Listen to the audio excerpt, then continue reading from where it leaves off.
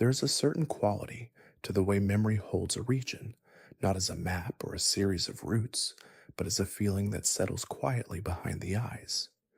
The Johto region carries that kind of weight, a land shaped by shrines and ancient towers, by forests that breathe differently at night, and by creatures whose stories reach back further than most trainers ever think to look.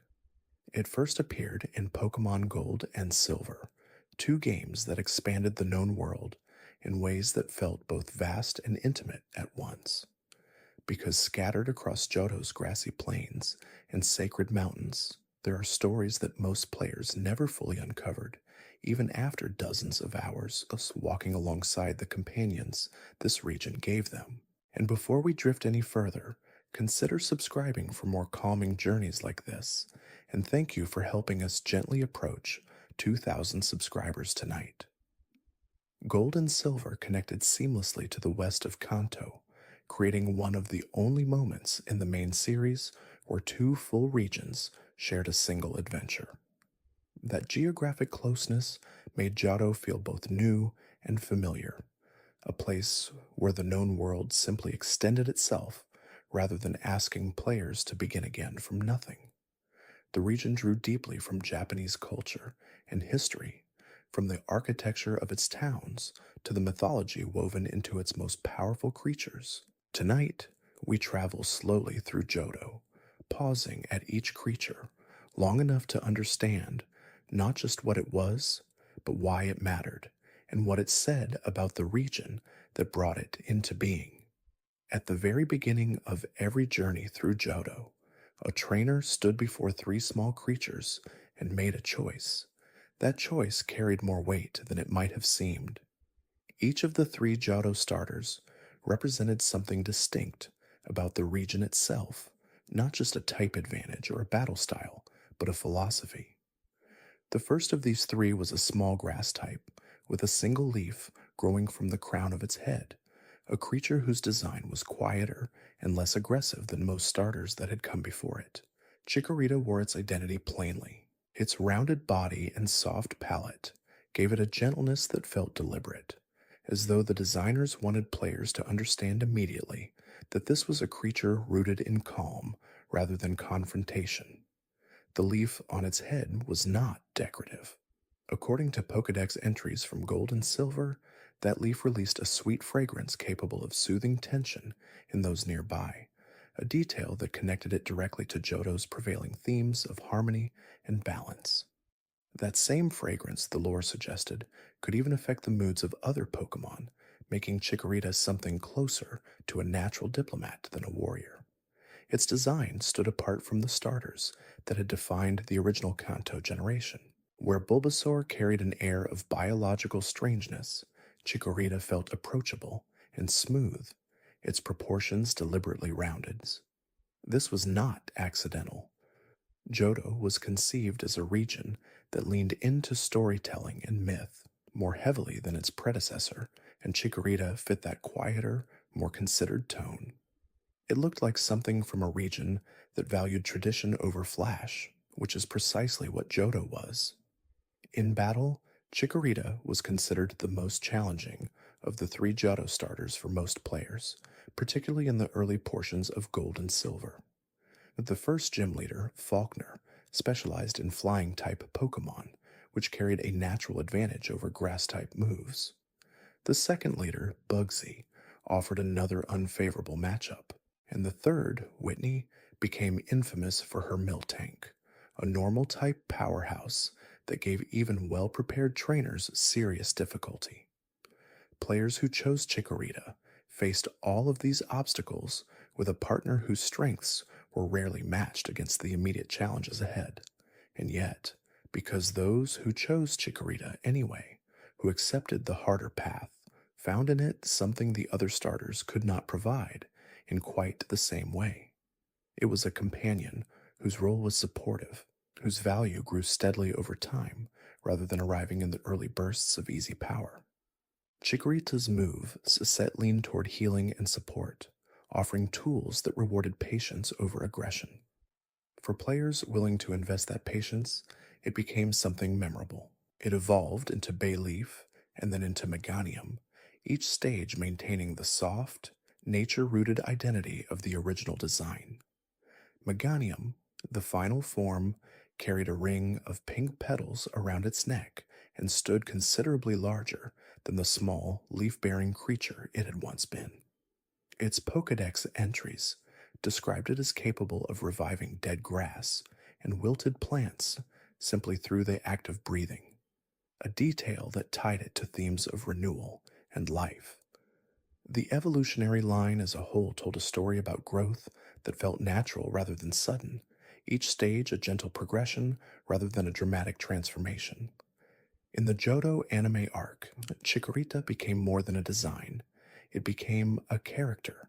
Ash's Chikorita quickly developed a stubborn, affectionate personality, often trying to prove itself against more experienced Pokemon on the team. That determination made it compelling to watch, and it eventually evolved into Bayleaf, continuing to display the loyalty that had made viewers fond of it from the start. That portrayal gave the species something that mere statistics could never provide, an emotional dimension that made it easy to root for even when the battles were difficult. From a design philosophy perspective, Chikorita also helped establish something important about the second generation's approach. Gold and Silver were not simply adding more Pokemon to an existing world. They were deepening that world, giving it texture and tone. The Johto starters each represented a different facet of that deepening, and Chikorita's quieter, more considered presence said something about what Johto valued. Not every creature needed to arrive with fanfare. Some mattered most by simply being steady, present, and quietly beautiful. The second of the three Johto starters carried a very different kind of energy, though it wore that energy strangely. Cyndaquil looked at first glance like the least intimidating fire type ever designed. Its small frame, closed eyes, and hunched posture gave it the appearance of something perpetually nervous, a creature that seemed uncertain about the world around it. The flames along its back told another story entirely, but only when they appeared, which happened in moments of excitement or danger, transforming the timid exterior into something blazing and surprising. That duality was entirely intentional. Cyndaquil took its design inspiration from echidnas and shrews, small mammals with elongated bodies and cautious, introverted behaviors. Unlike previous fire-type starters that leaned into aggression or display, Cyndaquil was almost understated, a creature that carried its power quietly, keeping it hidden until it was needed. This made it feel different from what players had come to expect from a fire type, and that difference was part of its appeal. It looked shy, but it burned. In battle, Cyndaquil offered a useful middle position among the three Johto starters. Its fire typing made it effective against Bugsy's Scyther, one of the most notorious challenges in the early portions of Gold and Silver. It also developed one of the more powerful move pools available to starter Pokemon in that generation, gaining access to Flamethrower at higher levels and eventually Eruption, a move that was among the strongest fire-type attacks in the entire series at the time. Players who chose Cyndaquil found that their partner began modestly and grew steadily into something formidable. It evolved into Kilava, a sleeker and more confident form with flames that burned more openly from its head and tail.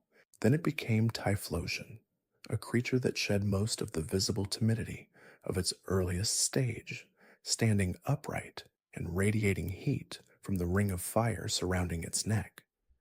Typhlosion's presence in battle felt decisive and powerful, a significant departure from the hunched, uncertain Cyndaquil that the line had begun with.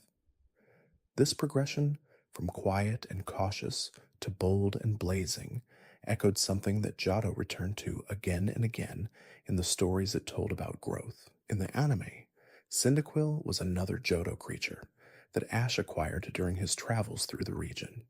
It quickly established a personality consistent with its design, initially reluctant, easily startled, but fiercely loyal once it had decided to trust. When its flames finally did erupt, the contrast with its usual demeanor made those moments feel earned rather than inevitable.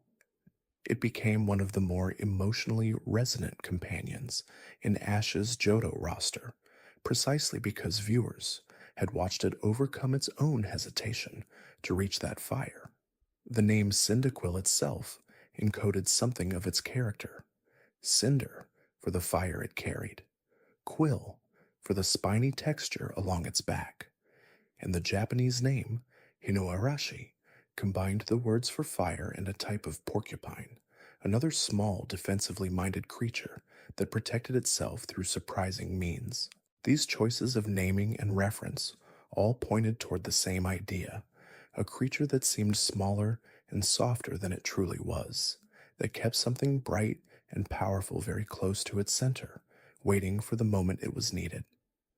What made Cyndaquil memorable beyond its mechanics was how well it captured a particular feeling that many players recognized in themselves. The experience of being underestimated, of appearing quieter or less capable than you actually were, of carrying something warm and real inside that was not always immediately visible. Johto, as a region, was deeply concerned with these interior qualities, and Cyndaquil made that concern visible in its design in a way that felt genuine rather than forced. The third Johto starter arrived with an energy that was the most immediately readable of the three. Totodile was compact, blue, and loud, with a wide mouth that seemed almost too large for its small body, and a constant impression of movement, of something that could not quite hold still. Where Chikorita was calm and Cyndaquil was cautious, Totodile was simply enthusiastic, a water type that seemed to enjoy everything, including biting things, which it did often and without much provocation, according to its Pokédex entries. The biting was not a design quirk, it was thematically central. Totodile belonged to the crocodilian family of Pokémon, and its design leaned into the raw physical power that crocodilians were known for in the natural world. Its jaw strength was described in Pokédex entries as capable of crushing solid rock, a detail that gave the cheerful, round little creature an unexpected edge. That gap between its approachable appearance and its actual physical capabilities was one of the things that made Totodile appealing. It looks like it wanted to be friends. Its bite said something else. In competitive terms, Totodile was often considered the most straightforwardly powerful of the three Johto starters, particularly in early game scenarios. Its water typing gave it useful coverage, and it developed into Croconaw and then Feraligatr, a creature that shed all of the cheerful roundness of Totodile's form in favor of something that looked genuinely imposing.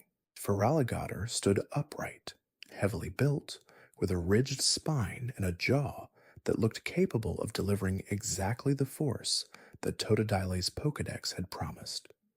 It was a significant visual evolution from something that looked like a toy to something that looked like a predator. In the anime, Ash's Totodile became known for its habit of hugging and biting other Pokémon indiscriminately, a personality quirk that was played for comedic effect, but that also managed to make it endearing. It had a sense of itself that felt very large for a creature of its size, a confidence that bordered on obliviousness. It was easy to love for these reasons. It was also easy to understand why Feraligatr, the creature it eventually became, felt like a natural destination for that energy. All of that enthusiasm simply became strength. The Johto starters together, Chikorita, Cyndaquil, and Totodile, formed a trio that represented something broader about the region's design philosophy. Each offered a different kind of journey. Chikorita rewarded patience, Cyndaquil rewarded persistence, Totodile rewarded engagement, and all three grew, over the course of the games, into something that reflected the care their trainers had invested. That arc of growth through relationship was one of Johto's defining characteristics, visible not just in these three starters, but in many of the most memorable Pokémon the region introduced. Among the first wild Pokémon a trainer encountered on Route 29 at the outset of their Johto journey was a small, upright creature with an unusually watchful quality. Sentret stood balanced on its own tail, peering at the world around it with wide, alert eyes.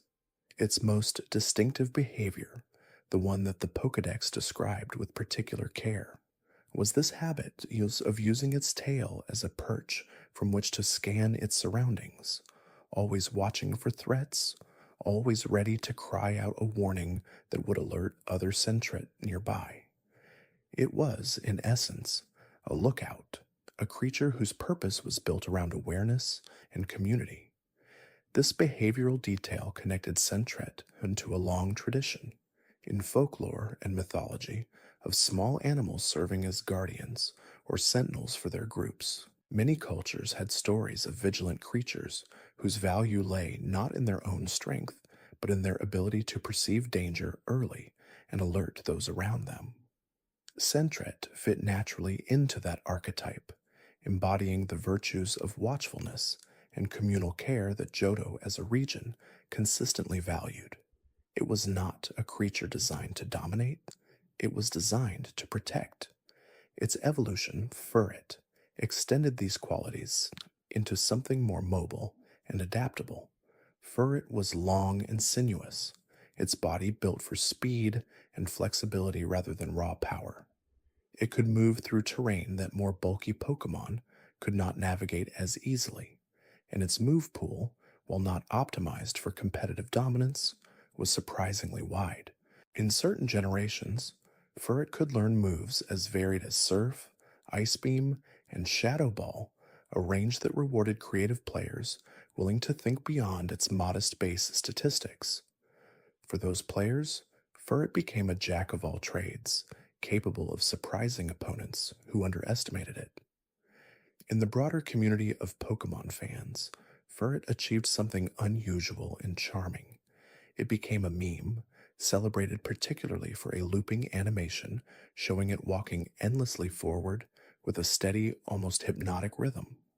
The Furret Walk, as it came to be known, became a symbol of warmth and nostalgia, perfectly matching the emotional register that Johto occupied for so many players. There was something deeply appropriate about this. A creature defined by its steady vigilance, celebrated for the simple act of moving forward, one step at a time, without stopping. Sentret and Furret also illustrated a deliberate shift in how Game Freak approached the early game wild encounter. Kanto had opened with Rattata and Pidgey, reliable in common, but not particularly distinguished. Johto diversified this experience immediately. Sentret populated the routes during daylight hours, while Hoothoot appeared after sunset, two different creatures occupying the same space at different times of day. This emphasis on time and daily rhythm was one of Johto's most significant mechanical innovations, and Sentret was one of the first creatures to embody it. For many players, catching a Sentret was their very first capture in gold or silver, the first moment the mechanics of catching and training became real rather than theoretical. It might not have been the strongest long-term companion, but it served as a gentle introduction to everything that followed. A small, careful creature that welcomed new trainers into Johto's world with the same watchful warmth it offered its own community in the wild. That first encounter meant something, even if the players who experienced it could not always articulate why. When the sky over Johto darkened and the ambient sounds of the roots shifted from birdsong to crickets, another creature made itself known. Hoothoot appeared only after sunset, a design choice that was deceptively significant. In a franchise that had previously treated every route as a static environment, the same encounters available at any hour, the introduction of time-sensitive Pokémon was a genuine innovation. Hoothoot was one of the first ambassadors of that new idea, a creature that belonged specifically to the night and appeared only when the world had shifted into its quieter mode. Its design was round, almost comically so, with wide red eyes that alternated their gaze in a steady, rhythmic pattern. It stood on a single leg most of the time, a detail that gave it a strangely balanced quality, like something perpetually on the verge of tipping over without ever quite doing so. According to its Pokédex entries, Hoothoot possessed a biological mechanism similar to a metronome, an internal clock so precise that it could call out at exactly the same time each night, down to the minute. For a game that had just introduced a real time clock into Pokemon for the first time, this design detail felt like a deliberate acknowledgement of that theme. It was, in other words, not just a nocturnal Pokemon, it was a living metaphor for the mechanic it inhabited. The internal clock that governed its behavior was a direct parallel to the internal clock that now governed the game world.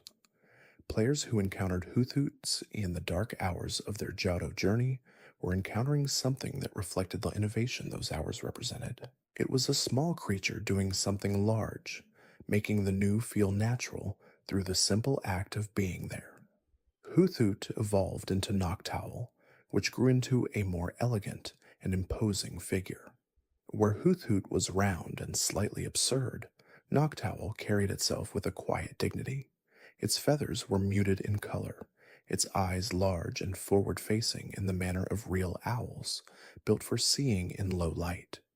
Its move pool leaned toward strategy over raw force, featuring moves like hypnosis and abilities that disrupted opponents' plans rather than overwhelming them directly. This made Noctowl a reflective choice in battle, a Pokemon for players who preferred patience and guile to straightforward power. In the Johto anime arc, Ash caught a Noctowl that was distinguished by an unusual trait. It was shiny.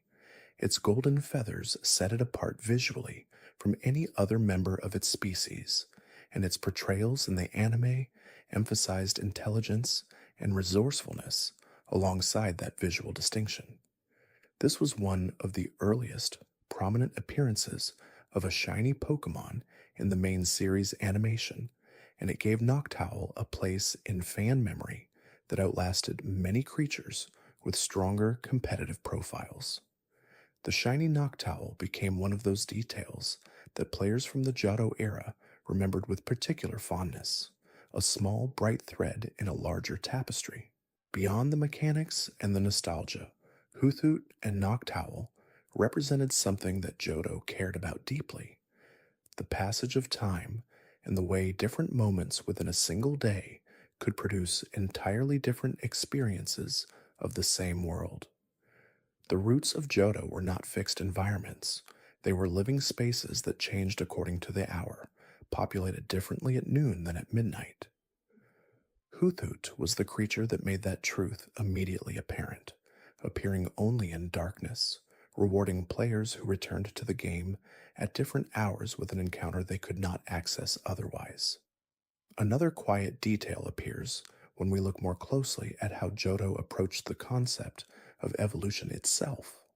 The second generation did not only introduce new Pokemon, it introduced new forms for creatures that players thought they already knew, new final stages waiting at the end of familiar evolutionary lines.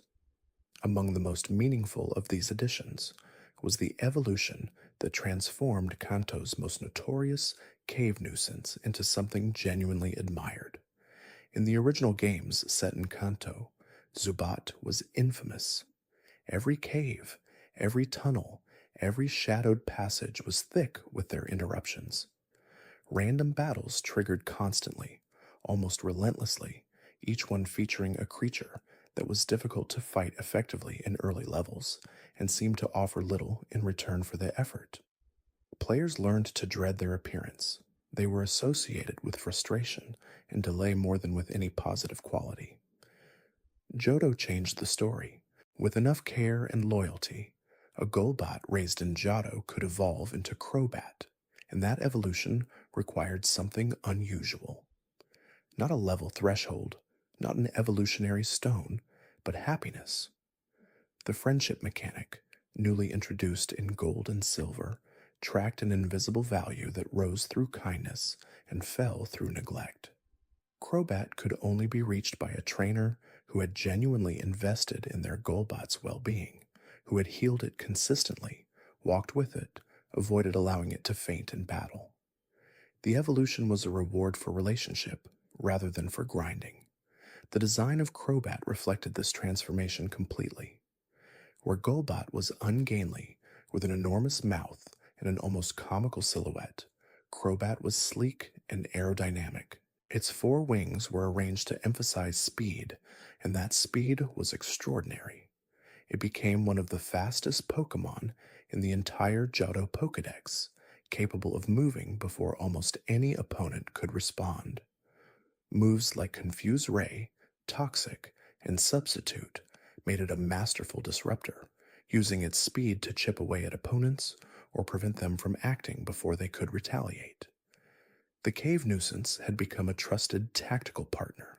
This narrative arc, from something dismissed to something admired, mirrored a theme that Johto returned to repeatedly. The region was deeply interested in second chances, in the idea that worth could exist beneath an unpromising surface, waiting for the right conditions to emerge.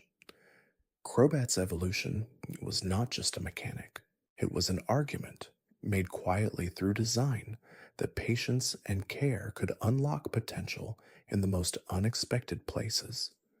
Players who had spent the Kanto games fleeing from Zubat now had a reason to seek them out and invest in them, and the payoff was a creature they could genuinely admire. Its shiny form offered a further layer of visual reward. Standard Crobat displayed deep purple wings, but its shiny variant replaced that purple with a vivid green, a color change stark enough to be immediately striking in battle. For players who pursued shiny Pokémon, encountering a green-winged Crobat in the darkness of a cave carried a particular kind of satisfaction, one that combined the rarity of the shiny with the emotional weight of what the creature represented. Patience rewarded visually as well as mechanically. Among the friendship-based evolutions that Johto introduced, none carried quite the same emotional weight as the one that produced a radiant, psychic feline from an ordinary Eevee. The connection between trainer and Pokémon had always been thematically present in the franchise, expressed through story and dialogue and the emotional texture of the journey. But Johto made it mechanical in new ways, tying certain evolutionary paths directly to an invisible value that could only be built through consistent care. And from that concept came Espeon, a creature that embodied psychic elegance and a kind of loyalty that felt genuinely rare.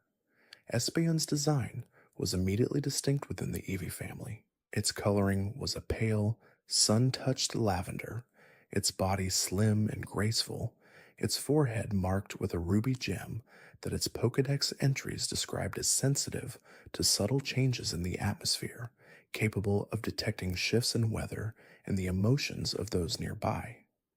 This gemstone was not decorative. It was described as the organ through which Espeon channeled its psychic power, a focal point for abilities that included reading future movements in battle and predicting what opponents would do before they did it. The method of obtaining Espeon reinforced this sense of deep connection. An Eevee raised with high friendship during the daytime hours would evolve into Espeon, while the same bond achieved at night would produce Umbreon instead. This created two distinct paths from the same starting point, diverging not based on the Pokémon's own nature, but on the quality and timing of the relationship between trainer and partner. It was among the most thoughtful mechanical expressions of Johto's central themes, the idea that how you cared for something determined what it became. In competitive play, Espeon was valued particularly for a trait that would become one of its defining characteristics, Magic Bounce, an ability that reflected status moves and entry hazards back at their source. This ability, introduced in later generations but retroactively associated with Espeon in many competitive contexts, made it an unusually effective disruptor, turning opponents' strategic setup against them. Combined with high special attack and strong speed, it carved out a distinct role as a Pokémon that rewarded careful thinking over raw aggression. The Eevee family as a whole represented something important in Johto's design philosophy. Where most Pokemon had fixed evolutionary paths determined by species, Eevee was uniquely plastic, capable of becoming many different things depending on the conditions of its development.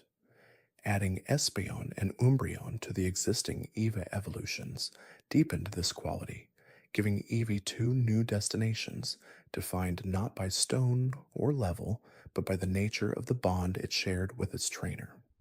In a region that cared deeply about relationship and internal growth, Eevee was perhaps the most fitting Pokemon of all. Not every creature that shaped Johto's identity was rare or powerful in the conventional sense. Some mattered precisely because of where they appeared and what that appearance meant for the world around them. Among these, the Spinaric line stood out for the atmosphere it added to Johto's forests and nocturnal routes, weaving a thread of quiet eeriness through environments that might otherwise have felt merely scenic. Spinaric was a small green spider with an unusual facial feature, a pattern on its abdomen that resembled a face of its own. This secondary face was not accidental. Its Pokédex entries noted that Spinarak used this marking as a form of deception, allowing it to wait in its web while appearing to face opponents from behind. The design tapped into something genuinely unsettling about the visual vocabulary of mimicry in the natural world, where certain creatures evolved false eyes or threatening patterns to deter predators.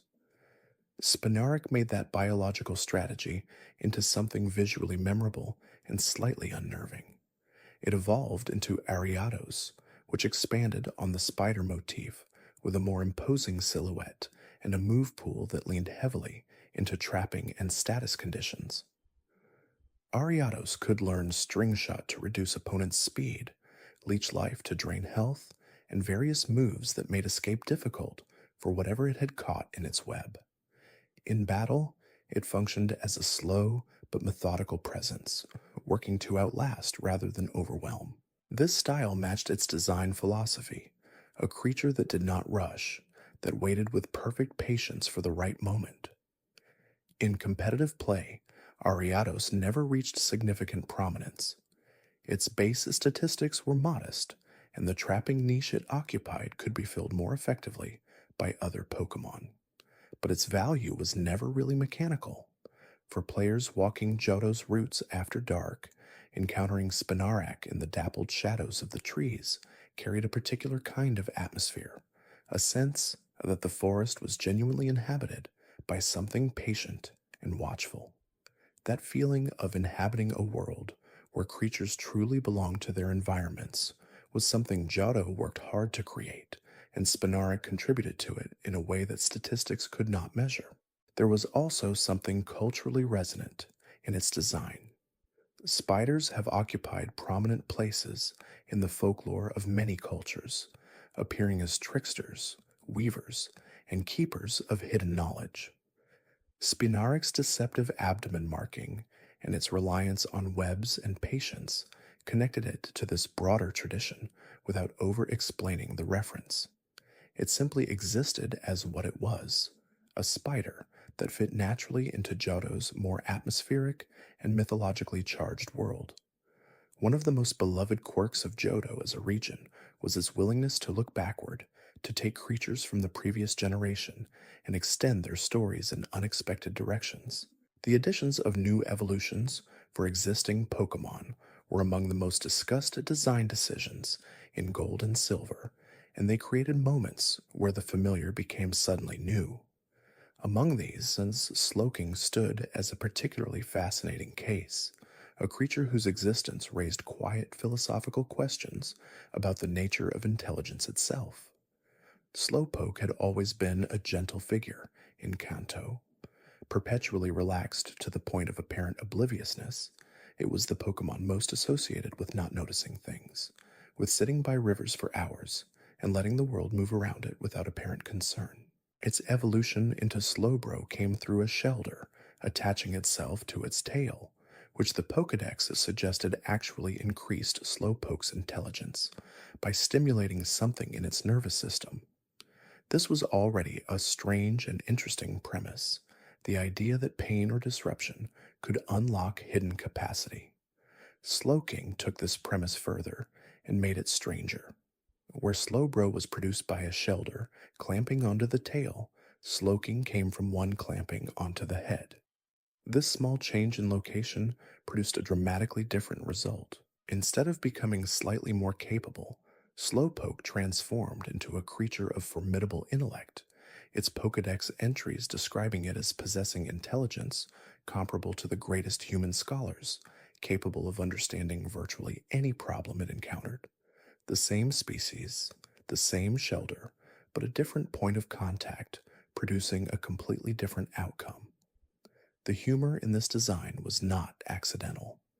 Slowking was, at its core, a joke about the arbitrariness of genius, about how the same circumstances in slightly different configurations could produce brilliance or mediocrity.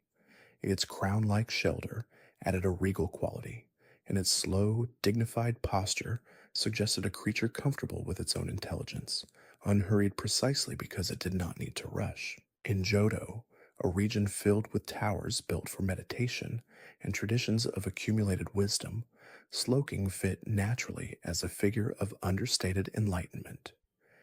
In battle, Slowking's high special defense made it a reliable counter to powerful special attackers.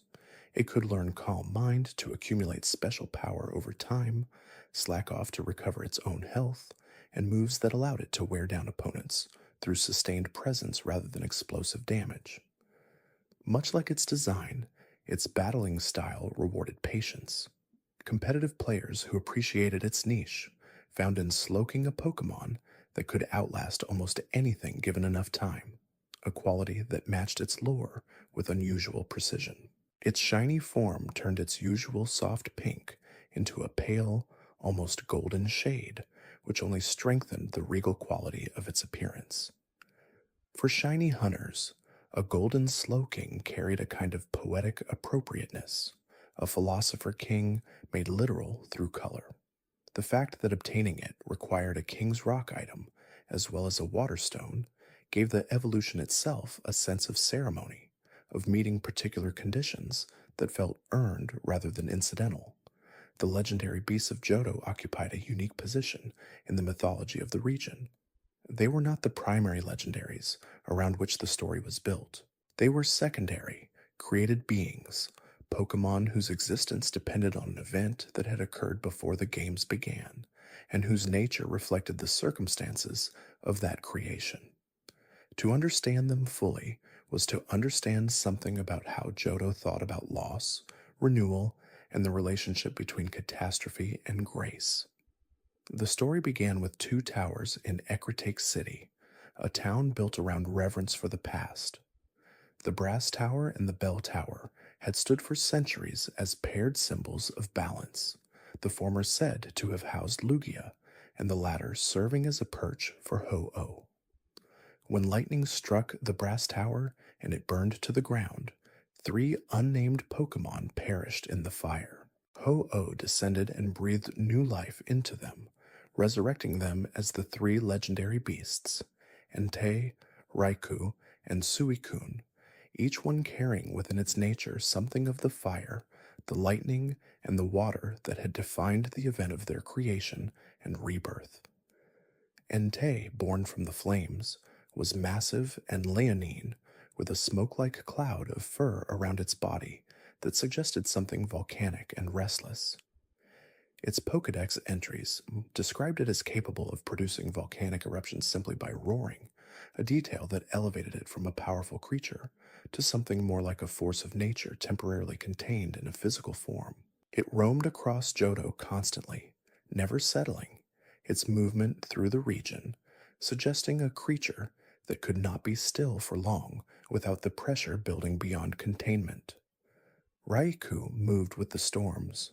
Its design drew from the imagery of saber-toothed predators, elongated and crackling with electricity, its striped body evoking lightning across a dark sky.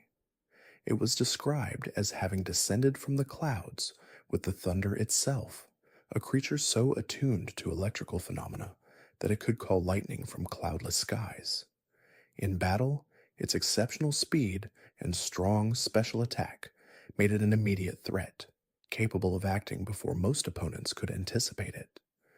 Players who managed to catch it found that its battle utility matched its dramatic visual presence. Suicune was different in character from its two companions. Where Entei was explosive and Raikou was electric, Suicune was serene. Its design drew from the imagery of the North Wind, long and elegant, its purple mane flowing backward as though perpetually in motion through clean, cold air. Its Pokédex entries described it as capable of purifying polluted water wherever it went, an environmental guardian whose existence was oriented toward healing rather than power. This quality made Suicune the most morally clear of the three beasts, a creature not of destruction, but of restoration. In Pokémon Crystal, Suicune's role expanded considerably. The game reframed the entire narrative around pursuing this singular creature, and a character named Eugene, who had dedicated years of his life to studying and chasing Suicune across Johto, was introduced to give that pursuit an emotional weight. Through Eugene's devotion, players understood that Suicune was not simply a powerful Pokémon to be caught. It was an ideal, something pure and perhaps uncatchable, that inspired people to reach beyond themselves in pursuit of something larger. All three legendary beasts could be encountered roaming across Johto's routes after a certain point in the games, but catching them was another matter entirely. They would flee on the first turn of any encounter, requiring players to track them across the entire region, route by route, over the course of their whole journey. This mechanic was simultaneously frustrating and deeply appropriate. Creatures born from catastrophe and resurrected by a divine bird were not meant to be easily obtained. The chase itself was the point, the way the pursuit of something rare and wonderful shaped the traveler who undertook it. Few creatures in the Johto Pokédex carried as much cultural weight or as much narrative significance as Ho-Oh, the rainbow bird whose presence shaped the entire region from centuries before the games began. Its design drew from Phoenix mythology, a tradition present across multiple world cultures and universally associated with cycles of death and renewal, with fire that destroys only so that something new can rise from what remains. Ho-Oh wore this symbolism openly, its plumage glowing with reds, golds, and greens that shifted in the light, producing the rainbow shimmer that gave it its common name. Its role in Johto's mythology was foundational. The story of the legendary beasts was impossible to separate from Ho-Oh, because the beasts existed only because Ho-Oh had chosen to resurrect them. This made Ho-Oh not merely powerful, but creative, a being with the capacity to bestow life where death had come. In a region that was deeply concerned with tradition and the weight of the past, having a legendary that had literally shaped what the present contained was a significant design choice. Ho-Oh was not a creature that players found at the end of a dungeon. It was a creature around whom the entire history of the region had organized itself. The climb to reach it at the top of the bell tower was designed with ceremony in mind. Monks who guarded the ascent spoke of Ho-Oh with reverence that slowed the player down, that asked them to approach the moment with the gravity it deserved. Each floor of the tower carried its own weight, its own atmosphere. And when Ho-Oh finally appeared, glowing at the tower's peak with its full palette of fire and rainbow color, it felt less like a battle and more like an audience with something genuinely sacred. For many players, this was the moment that made Pokémon feel like more than a game. Its signature move, Sacred Fire, was a flame attack of exceptional power that carried a high probability of leaving the opponent burned, a status condition that reduced their effectiveness for the remainder of the battle. This combination of high damage and secondary effect made Sacred Fire one of the strongest moves in the generation, a mechanical expression of Ho-Oh's mythological role as a fire that did not simply destroy, but also marked what it touched with lasting consequence. Players who caught Ho-Oh were rewarded with both a formidable battler and a living piece of Johto's mythology. One of the most celebrated details connected to Ho-Oh was its appearance in the very first episode of the Pokemon anime, long before Gold and Silver had even been released. As Ash Ketchum stood at the beginning of his journey and looked into a rainbow colored sky, a great bird passed overhead, too large and too brilliant to ignore. For years, viewers and players speculated about what they had seen.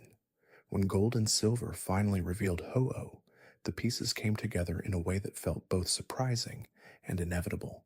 The creators had placed the Johto legendary at the very start of the series, before it had a name, trusting that the mystery of it would linger in the audience's imagination long enough to pay off years later.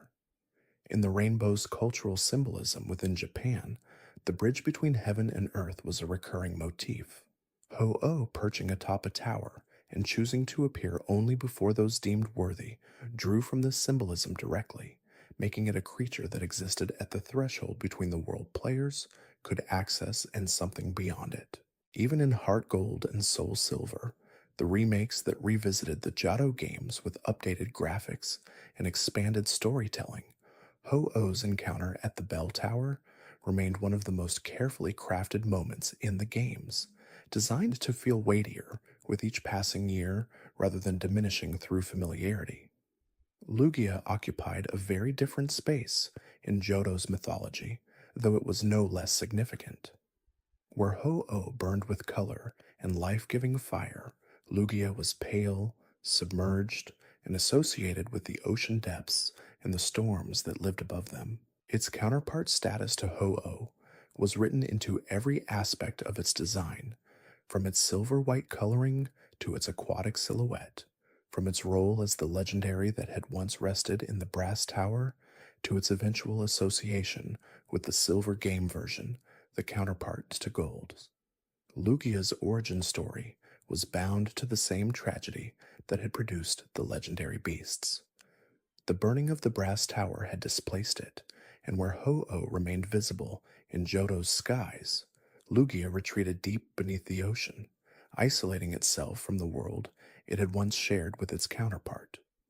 Its Pokédex entries across multiple games described its wings as so powerful that even a gentle flap could produce catastrophic storms, a detail that explained its self-imposed isolation. It hid beneath the waves not because it was frightening, but because it was too large, too powerful for the world it inhabited without the safeguard of distance.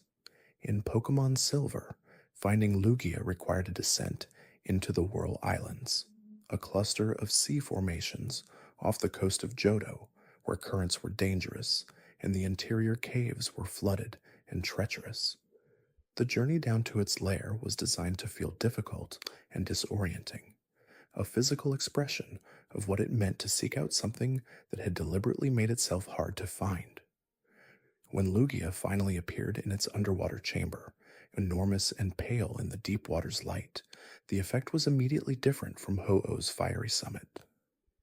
This was not an audience with something triumphant. It was an encounter with something ancient and lonely. Its signature move, Aeroblast, channeled a concentrated beam of pure force from between its wings, and it functioned mechanically as one of the strongest moves of its generation. Despite being an ocean creature, Lugia was a flying and psychic type, a combination that reflected its role as a being that existed between elements, belonging fully to neither sky nor sea, but living at their intersection. This dual nature was one of the most interesting aspects of its design, the sense of something that could not quite be categorized, that held itself apart from easy definition. Lugia's most celebrated appearance beyond the games was in Pokémon the Movie 2000, a film that built its entire narrative around the idea of a world thrown out of balance by human ambition. When the three legendary birds of the Kanto Islands were captured and their elemental forces disrupted, only the summoning of Lugia could restore equilibrium. In that story, Lugia was not simply powerful, it was necessary, the one creature whose presence could bring opposing forces back into harmony. This role resonated deeply with fans, and many players across generations remember that film as the moment Lugia's mythology fully crystallized for them. The relationship between Ho-Oh and Lugia extended beyond game mechanics into something that felt genuinely mythological, one of fire and sky, one of ocean and storm, one generating life, one withdrawing from it. They were not enemies, but counterparts, two aspects of a single cosmic balance, and Johto was the region where both had once been present together before loss and catastrophe separated their paths. The sense that the world of Johto was still recovering from that ancient disruption gave the region a melancholy depth that few places in the Pokemon world have matched. There is a Pokemon in the Johto Pokédex whose significance was more about mystery than mythology, more about rumor and hope than about documented encounters. Celebi was introduced in gold and silver in the most unusual way possible. It was not available through any normal means. Players could not find it by exploring Ilex Forest, though the forest itself seemed designed to hint at its presence. There was no hidden cave, no special item to use, no legendary encounter sequence triggered by progressing through the story. Celebi existed in the game's code, technically present, but effectively unreachable without access to a special event that was announced in Japan and largely unavailable to international players during the original release. This inaccessibility was part of what made Celebi so powerful as a cultural object.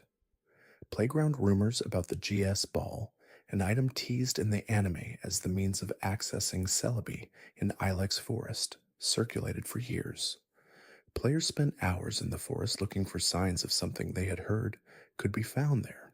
The fact that most of them would never encounter it in those original games made the idea of Celebi feel less like a game mechanic and more like a fairy tale, a creature that existed just beyond reach, real enough to believe in, but too elusive to actually hold.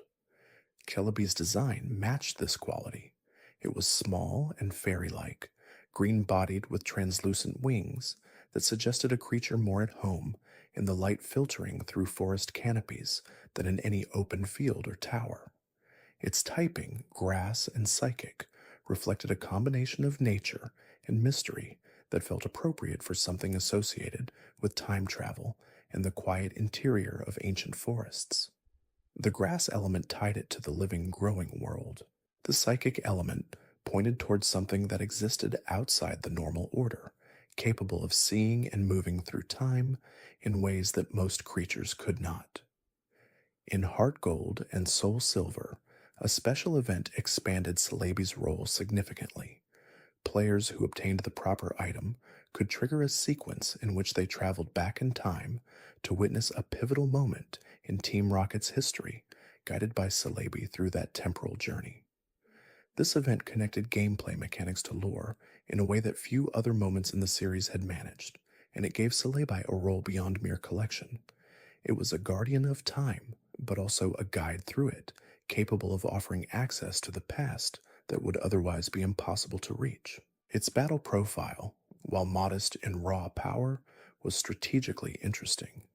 Healing moves like Recover and Heal Bell, combined with grass-type attacks and psychic coverage, made it a support-oriented presence that prioritized team resilience over individual dominance. Its role in battle mirrored its lore, not about brute force, but about maintaining balance and ensuring the conditions under which others could thrive. This consistency between design and function was something the best Pokemon designs always achieved, and Celebi achieved it quietly without calling attention to itself. The mythology surrounding Celebi, also tied to Ilex Forest itself, made that location feel different from other areas in Johto. It was older, more layered, its trees seeming to press more closely together as though sheltering something within. Players who walked through it could feel the suggestion of something more than what was immediately visible, an absence that was meaningful precisely because of what it implied. Celebi was not there, but the forest seemed to remember that it had been, or might one day be, and that memory shaped how the space felt to anyone who passed through it. As a symbol, Celebi represented something that Johto as a region cared about more than most, the importance of what cannot be easily obtained or understood. Not all wonder is available to everyone at once. Some of it requires waiting, requires being present at the right moment, requires a kind of faith in the existence of things that can only be glimpsed rather than held. Celebi was that kind of wonder, and the players who experienced it, through events, or through the remakes, or through the film that featured it prominently, carried that feeling with them in a way that straightforward captures rarely produced. There are Pokemon in every generation that resist easy categorization, that occupy spaces between the familiar archetypes and make the world feel larger for doing so. Among these in Johto, the Steelix line carried particular significance. Onyx had existed in Kanto, a massive rock serpent that appeared early in the game as Brock's signature Pokemon and remained one of the most visually striking creatures of the original generation, despite modest battle statistics. In Johto, Onyx could evolve, and the result was something that fundamentally changed how players understood the creature they had thought they knew. Steelix required a metal coat and a trade to trigger, conditions that made it one of the more commitment-intensive evolutions in the game. When it arrived, it transformed Onyx's gray stone segments into something darker and harder, a creature compressed by geological pressure until its body had exceeded the hardness of any natural mineral. Its Pokédex entries described it as having burrowed so deeply into the earth, under such extraordinary pressure, that its body had undergone a physical change beyond ordinary evolution. It was not simply a larger or stronger Onyx. It was something qualitatively different, produced by conditions that most Pokemon would never experience. In battle, Steelix gained the Steel type to accompany its Ground type, a combination that gave it a remarkable number of resistances and made it a reliable defensive wall for players willing to build around its strengths. Its physical defense was exceptional, and its ability to learn moves like Iron Tail and Earthquake made it a threat on offense as well, despite relatively modest speed. For competitive players building Johto teams, Steelix offered something genuinely useful, a creature that could absorb damage and hold a position in ways that Onyx had never quite managed. The trade evolution mechanic itself was part of what made Steelix meaningful. In the original Gold and Silver era, trading required a friend or a sibling with another game cartridge and a link cable, a physical connection to another player. The creatures that required trades to evolve thus carried a social weight that purely solo evolutions did not. They were reminders that the Pokemon world was not meant to be experienced entirely alone, that some forms of growth could only be reached through connection with others. Steelix was one of these, and players who obtained one often remembered the specific person who had helped them reach it. Johto introduced 17 entirely new types of Pokemon to the game world, and among them, the Steel type and the Dark type were new categories that arrived with Gold and Silver, reshaping how players thought about battles and resistances. These were not merely additions to an existing system. They were corrections, deliberate design decisions to address aspects of the Kanto framework that had become unbalanced. Psychic types, for instance, had been extraordinarily dominant in the original games, with very few effective counters. The Dark type's immunity to psychic moves changed this dynamic immediately and permanently. Several Johto Pokémon embodied this new typing in interesting ways. Umbreon, the Dark type evolution from Eevee reached through Nighttime Friendship, was purely defensive, its design and battle role oriented around outlasting opponents rather than defeating them quickly. Its Pokédex entries described its rings glowing when it was ready to unleash a toxic sweat that could repel or harm those who threatened it, a disquieting detail for a creature that otherwise appeared sleek and almost elegant. Umbreon occupied the night in the same way as Span occupied the day, and together they made the single day and night system of Johto feel meaningful beyond mechanics. Houndoom was another dark type that arrived in Johto carrying both visual menace and interesting competitive utility. Its design drew from Hellhound mythology, featuring bone-like ridges along its body and horns that suggested something demonic rather than simply fierce. Its Pokédex entries described its fire as containing a toxin that caused wounds to burn endlessly, a detail darker in tone than most Pokémon lore acknowledged. In battle, it combined fire and dark typing effectively, able to dispatch psychic and ghost types with dark moves while bringing firepower to bear against grass, steel, and bug opponents. It was a genuinely threatening presence in early competitive Johto play. The dark type's introduction also made room for Sneasel, a creature that combined dark and ice typing in a sleek, sharp-edged design clearly inspired by weasel and ferret morphology. Sneasel was fast and visually distinctive, with long claw-like appendages and coloration that suggested something predatory and cold. Its battle statistics favored speed and attack, though its defenses were fragile. Sneasel would eventually gain a further evolution in later generations, but in Johto it existed as a standalone, quick, stylish, and memorable as one of the region's more overtly dangerous-looking creatures. The Johto region's geography encompassed several distinct environments, each with its own ecology and its own distinct group of Pokémon. The mountain areas around Blackthorn City, home to the ice and dragon-type gym leader Claire, housed some of the most powerful and visually dramatic creatures in the entire game.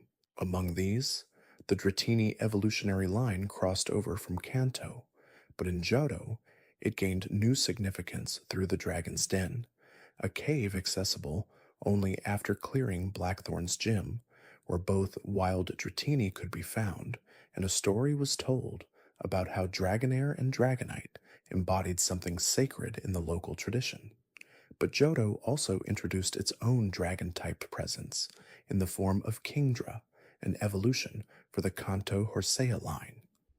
Like Steelix, reaching Kingdra required a traded item, in this case a dragon scale, and the result was a Pokémon with a typing combination that had no weaknesses in Generation 2. Water and Dragon, the two types that resisted each other's common counters, produced a Pokémon that many players initially found almost impossible to defeat if they had not specifically prepared for it. Claire's Kingdra in the Blackthorn Gym was infamous as one of the most difficult single-opponent encounters in the game, a creature that seemed unfair until players understood what they were dealing with. The design of Kingdra drew from seahorse anatomy, with a larger, more elaborate body structure than the original Horsea, and a spiraling body plan that suggested both underwater grace and unexpected power. Its Pokédex entries described it as sleeping in undersea caverns to avoid creating the ocean currents its wake disturbed, a detail that suggested a creature almost too large for its own world, too powerful to move through it without consequence. This quality matched its battle profile precisely, a Pokémon that generated problems for the environment around it simply by existing within it. As we drift a little deeper into this journey through Johto, it is worth pausing on what made the region's overall design so enduring. Johto was not simply a collection of new Pokémon and gym battles. It was a meditation on time, on the relationship between past and present, on what traditions preserved and what renewal required. Its towns were named for minerals and metals.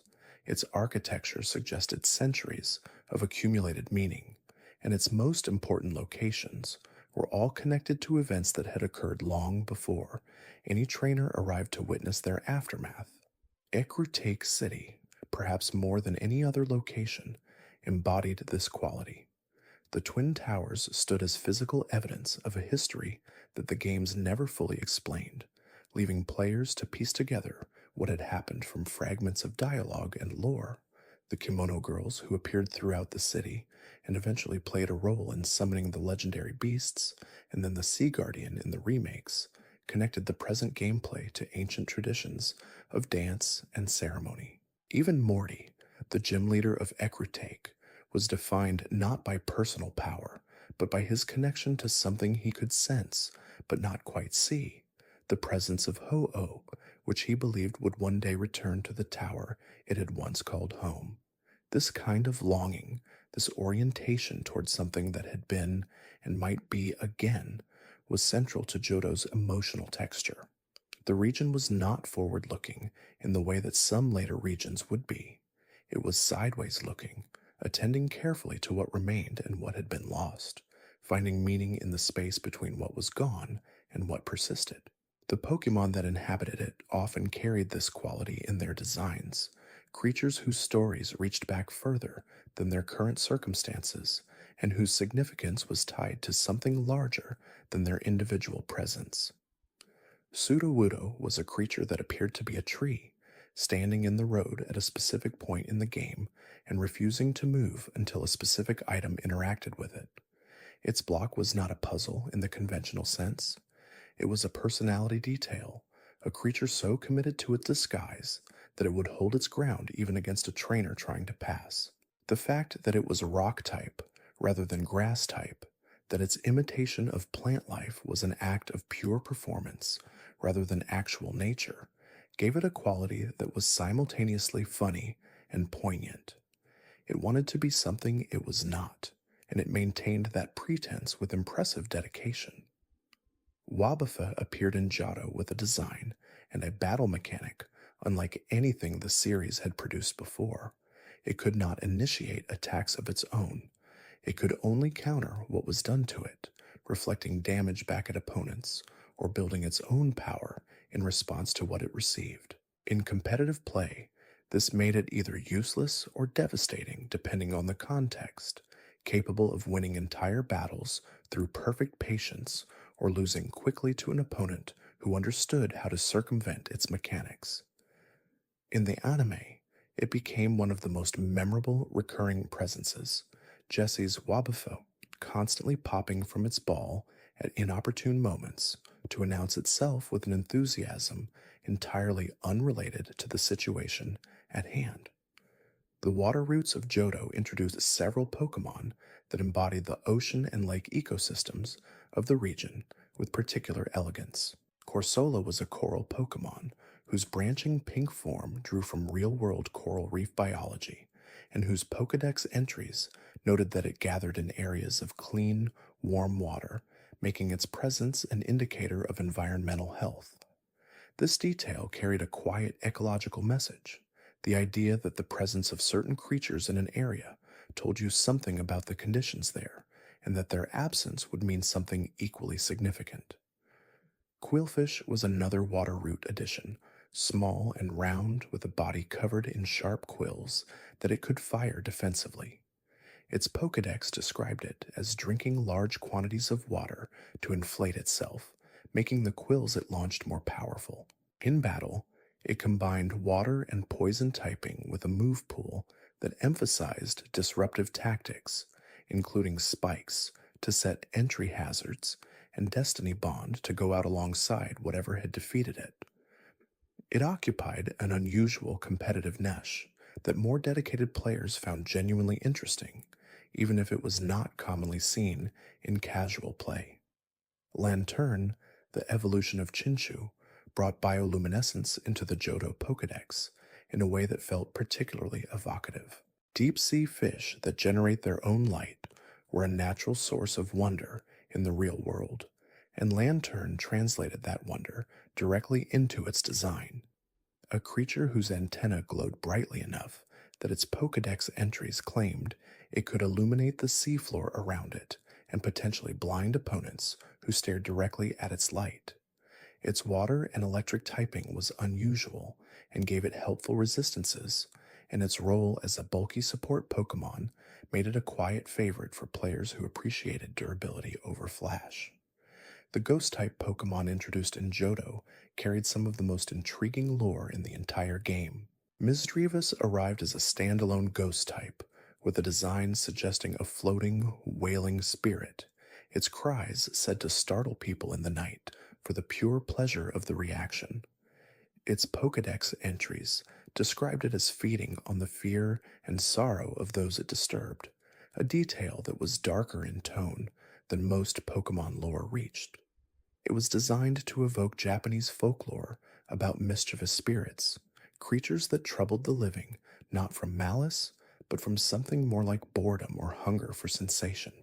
In battle, Misdreavus was a special attacker with access to a variety of support moves, including Perish Song, a move that would knock out both user and target after 3 turns if they remained in battle. This move created unusual tactical situations, forcing opponents to switch out under threat of losing their Pokemon regardless of their current health.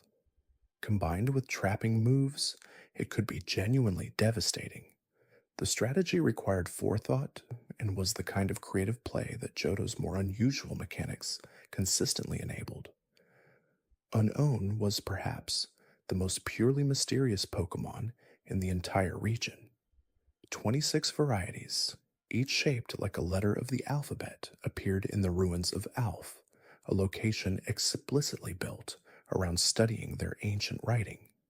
Their Pokédex entries were cryptic and unsettling, suggesting that they existed in countless forms and that their relationship to language and thought might be far deeper than anyone understood.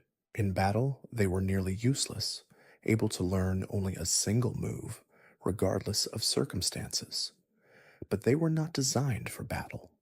They were designed to be discovered, to inhabit a space between puzzle and mythology, to make the ruins that housed them feel genuinely ancient and strange. The ruins of Alph surrounding their chambers were filled with additional puzzles, inscriptions, and hidden chambers that rewarded persistent exploration. Players who spent time there could find themselves genuinely absorbed in trying to understand what the ruins were saying, what the unknown were, and why the two seemed so fundamentally connected. This created a type of engagement different from battling or catching, something closer to archaeological curiosity, and it gave Johto a quality of depth that some later regions would try to replicate without quite capturing the same feeling. As we approach the quieter end of this journey through Johto, it is worth sitting for a moment with what the region offered that was hardest to define and easiest to feel. Johto was not the most mechanically innovative setting in the franchise's history, though its introduction of time-of-day systems, friendship evolutions, breeding, and new evolutionary forms for existing Pokemon were all genuinely significant contributions. What Johto offered at its deepest level was something more atmospheric, more emotional, more connected to the way places can acquire meaning through the stories told about them and the feelings they produce in those who move through them. The connection to Kanto that Gold and Silver offered, the ability to continue from Johto into the familiar territory of the original games and find it changed, quieter, its champions replaced, and its landscape settled into a kind of post-story peace, was unlike anything the franchise had done before or would do again in quite the same way. Crossing Mount Silver and finding Red standing alone at the top, wordless and waiting, felt like arriving at the end of something that had started years earlier. It was a moment that required the existence of both regions to mean what it meant, a closing of a circle that had been opened when players first stepped into Pallet Town. Johto carried that weight well. Its towns were smaller and quieter than Kanto's cities, its stories more personal in scale, even when they reached toward the cosmic. The legendary creatures it housed were tied to events in the region's own history rather than to universal forces beyond it, which made the mythology feel more intimate. When you learned about the burning of the Brass Tower, you understood something about why Ecruteak City felt the way it did, why the people there spoke with a particular kind of sorrow underneath their reverence. The history was present in the texture of the place. For many players, Johto was the region of second journeys. They came to it after Kanto, carrying everything the first region had taught them, and found that what had felt like a complete world had simply been a beginning. The familiar mechanics took on new dimensions. The familiar types encountered new combinations. The familiar experience of being a trainer was deepened by the friendship mechanic, by the day and night cycle, by the breeding system that allowed for a new kind of investment in the creatures that accompanied the journey. All of these things together, the Pokemon and the places and the systems and the stories, produced something that endured in the memories of the players who experienced it with an unusual tenacity. Johto was not the most popular region in every survey or ranking, but it was among the most loved in the way that particular places become loved, through accumulated detail and through the feeling they leave behind when the journey through them is over. The creatures of Johto live on in each successive generation of games, in the competitive tournaments that still find uses for Suicune and Steelix and Espeon and Heracross, in the fan art that continues to imagine them in new contexts, in the conversations that begin when one player mentions Whitney's Miltank and another laughs with immediate recognition. They live in the memory of players who are now much older than they were when they first stood on Route 29 with their starter beside them, watching for Sentret in the tall grass, unsure of what lay ahead and somehow already in love with the journey. The quiet beauty of Johto was always most visible at its edges, in the details that were easy to miss and harder to forget. The way Sprout Tower swayed gently in New Barktown's winds, housing a lineage of monks who valued flexibility as a virtue. The way the national park hosted a bug-catching contest on specific days of the week, turning a simple mechanic into something with a sense of occasion. The way the radio in the corner of every Pokemon Center could receive different broadcasts depending on where you were and what time of day it was, giving the world a sense of continuous life happening outside the frame of the immediate adventure. Slowpoke, well in Azalea Town, carried its own story. Team Rocket's collection of Slowpoke tales for profit a small-scale villainy that felt more concrete and more immediately upsetting than the grander schemes that surrounded it. The Slowpoke living in that well were gentle and trusting, which made their exploitation feel genuinely wrong in a way that some of the larger threats in the game did not quite achieve. Rescuing them was satisfying not because it advanced a story, but because it felt like the right thing to do within the world's own moral logic. The lighthouse in Olivine City connected to a Pokemon in distress, rather than to a gym leader ready for battle, redirecting the player from the expected path of challenge and reward into something more like assistance and relationship. The Ampharos keeping the lighthouse running, sick and unable to maintain the light that guided ships safely into port, needed a specific medicine that required a journey across the ocean. The detour felt right for Johto. The region was always willing to ask you to go out of your way for something that mattered, not because it advanced the story toward its conclusion, but because it was there and it needed doing. These small moments accumulated into a sense of place that the individual mechanics or the individual Pokemon could not have produced alone. Johto felt inhabited in a way that was deliberate and carefully sustained across every element of its design. The Pokemon belonged to their locations, the locations belonged to their histories, the histories belonged to the culture that produced them, and all of it together produced a region that players could walk through not simply as a series of routes and gems, but as something more like a world, one with its own internal consistency and its own quiet emotional logic. There is a final quality to Johto that deserves acknowledgement before this journey concludes, one that is felt rather than measured, and that reveals itself only in the accumulated weight of everything the region offered. Johto understood that the best stories are often the quietest ones, the ones that do not announce their significance in advance, but allow it to emerge slowly through the experience of moving through them. The legendary beasts running from you across the entire region. The kimono girls scattered through different cities, appearing in contexts that did not seem immediately connected until the pattern became clear.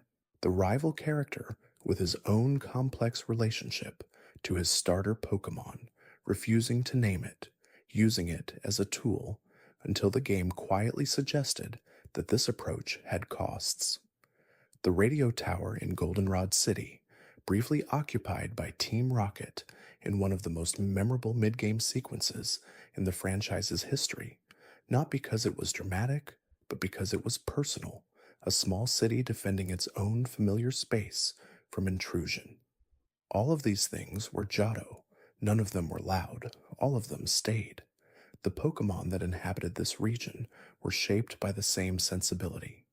They were not all spectacular or immediately impressive. Many of them were small and ordinary in appearance, living in forests and roots that did not call attention to themselves. But they had been placed with care in a world that had been built with attention, and they fit within it in ways that rewarded the players who paid close attention to what surrounded them. Tonight, if you are drifting now, if the details of Chikorita's calming leaf and Hoothoot's internal clock and Crobat's friendship evolution are settling into something like the comfortable texture of a familiar story, then Johto has done what it was always best at doing. It has given you something quiet to carry into the dark, something gentle and specific and genuinely its own, a small piece of a world that cared enough to be real. The roots of Johto are always available when you need them, patient and unhurried, their grass moving in a wind you cannot quite hear, their creatures moving through their days and nights in the rhythms they were designed to keep. Sentret is watching from the tops of its tail. Hoothoot is keeping perfect time in the dark. Somewhere deep in a cave that smells of stone and cool air, a Crobat is navigating by sound alone, finding its way through the dark with an ease that only patience could have produced. And somewhere above it all, if the conditions are right and the moment is ready, a rainbow bird is tracing slow circles over the bell tower, looking down at a world it helped shape, keeping its long watch over everything that has been and everything that remains. One of Johto's most quietly fascinating Pokemon arrived not with dramatic fanfare, but through a slow process of ecological discovery. Heracross was a single-stage bug and fighting type that inhabited forests throughout the region, most commonly found in areas where trees grew close together and the air carried the sweetness of sap. It was a beetle, broadly speaking, but it wore its beetle nature with an unusual dignity. Its blue body and single curved horn gave it a clean and immediately readable silhouette, and its Pokédex entries described it as possessing extraordinary physical strength relative to its size, capable of lifting and throwing objects many times its own weight, with a casual ease that made it slightly unnerving to encounter in the wild. In competitive play, Heracross became one of the most respected Pokemon that Johto introduced. Its combination of high attack, access to powerful fighting, and bug moves, and an ability in later generations that doubled its attack when afflicted with a status condition made it a legitimate threat that players at every level of the game took seriously. Megahorn, one of its signature moves, hit with a force that few creatures of its type could match. Close combat provided reliable fighting coverage, and its speed, while not exceptional, was sufficient to act before many of the defensive walls it was designed to break through. For a single-stage Pokemon without any evolutionary progression to power it upward, Heracross was remarkable. In the anime, Ash caught a Heracross early in his Johto journey, and it immediately established itself as one of his more physically imposing companions. It had a particular fondness for sap and honey that led to comedic situations involving Bulbasaur and its flower, but beneath those moments of levity, it was portrayed as powerful, loyal, and genuinely formidable in battle. Its appearances helped cement its reputation as one of the stronger additions from the second generation, a creature that looked like a large, friendly beetle but fought like something considerably more dangerous. The folklore surrounding beetles in Japanese culture was deep and extensive. Beetle fighting competitions were a tradition that stretched back through generations, and certain species of rhinoceros beetle were prized for their size and strength in ways that translated naturally into a competitive context. Heracross drew from this tradition with evident care, giving the competitive beetle concept both a graceful design and a battle profile that validated the tradition it referenced. It was strong because beetles were strong. It was admired because beetles were admired.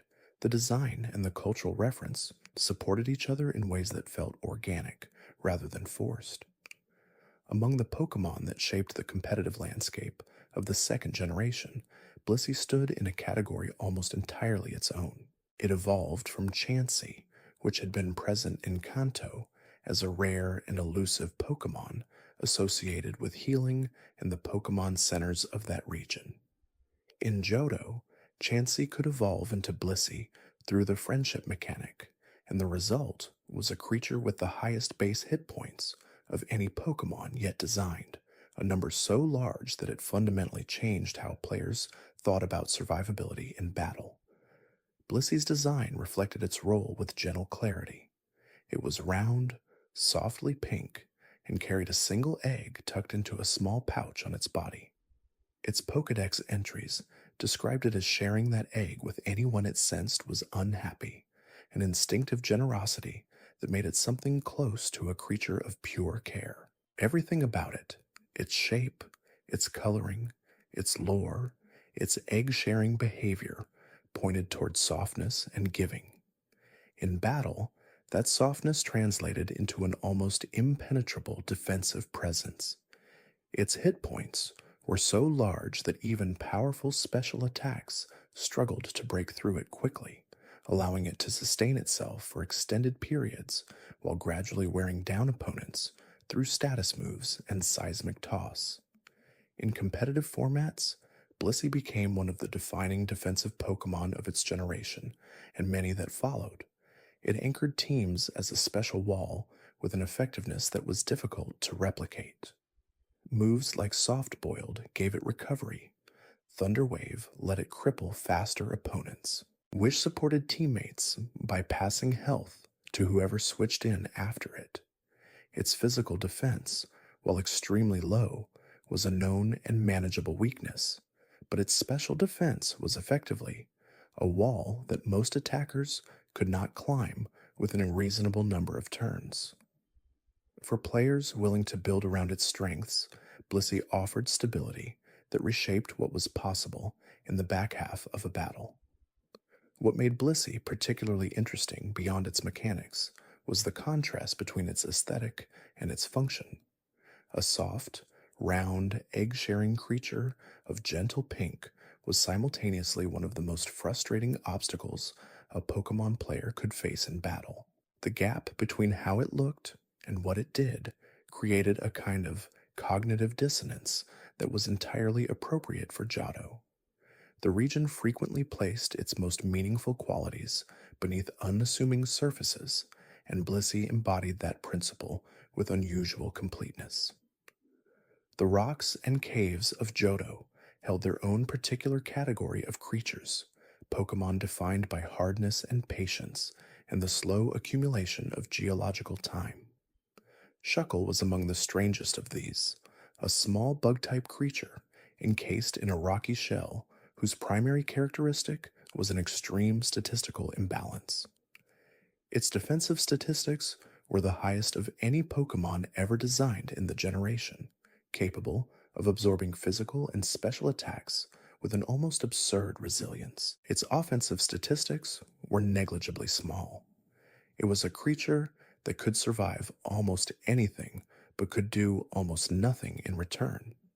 This made Shuckle a fascinating design question. Why did it exist? What ecological role did it fill? Its Pokédex entries described it as storing berries inside its shell until they dissolved into juice, which it then drank.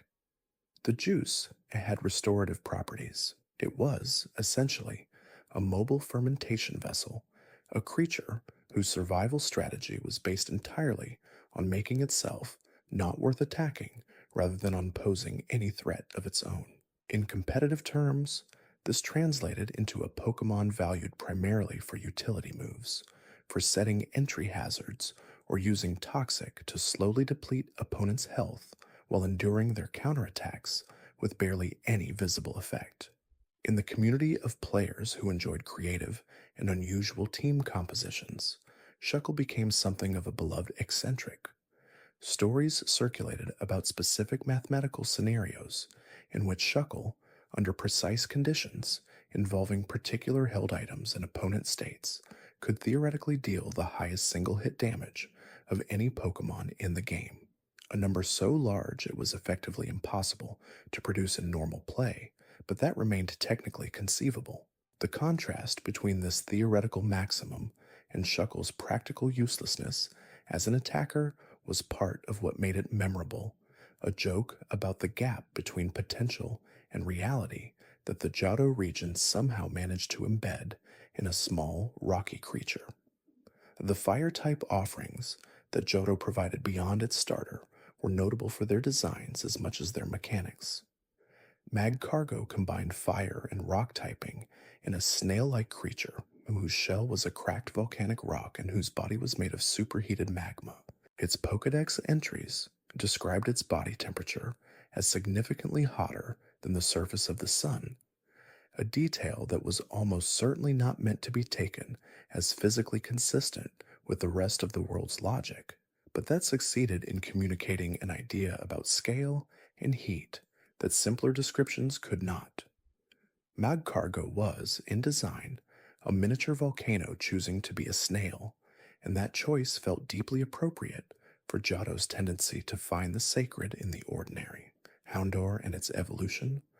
Houndoom brought a darker visual vocabulary into the fire type's usual aesthetic.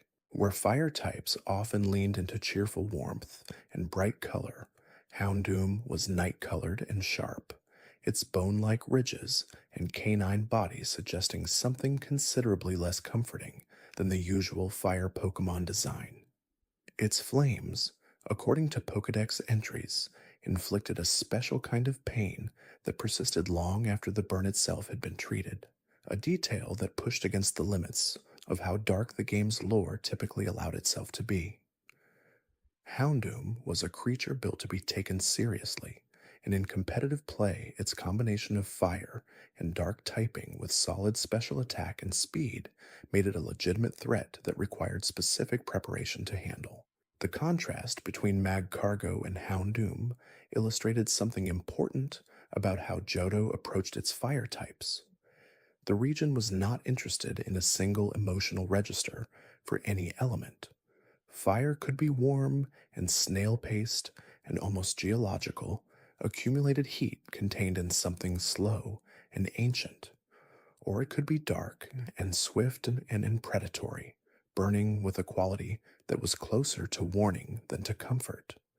Both were expressions of the same element, and Johto offered both because it understood that the natural world it drew from was equally varied. Ice types in Johto carried their own particular quiet. Delibird was unusual among its type for being simultaneously defined by generosity and combat. A red-suited bird that carried a sack of frozen food and spent its Pokédex existence described as sharing that food with travelers it encountered in snowfields, sometimes at the cost of its own survival. In battle, its signature move, Present, was mechanically unpredictable, sometimes dealing damage and sometimes healing the opponent, an effect that perfectly matched the creature's own chaotic relationship with the concept of giving.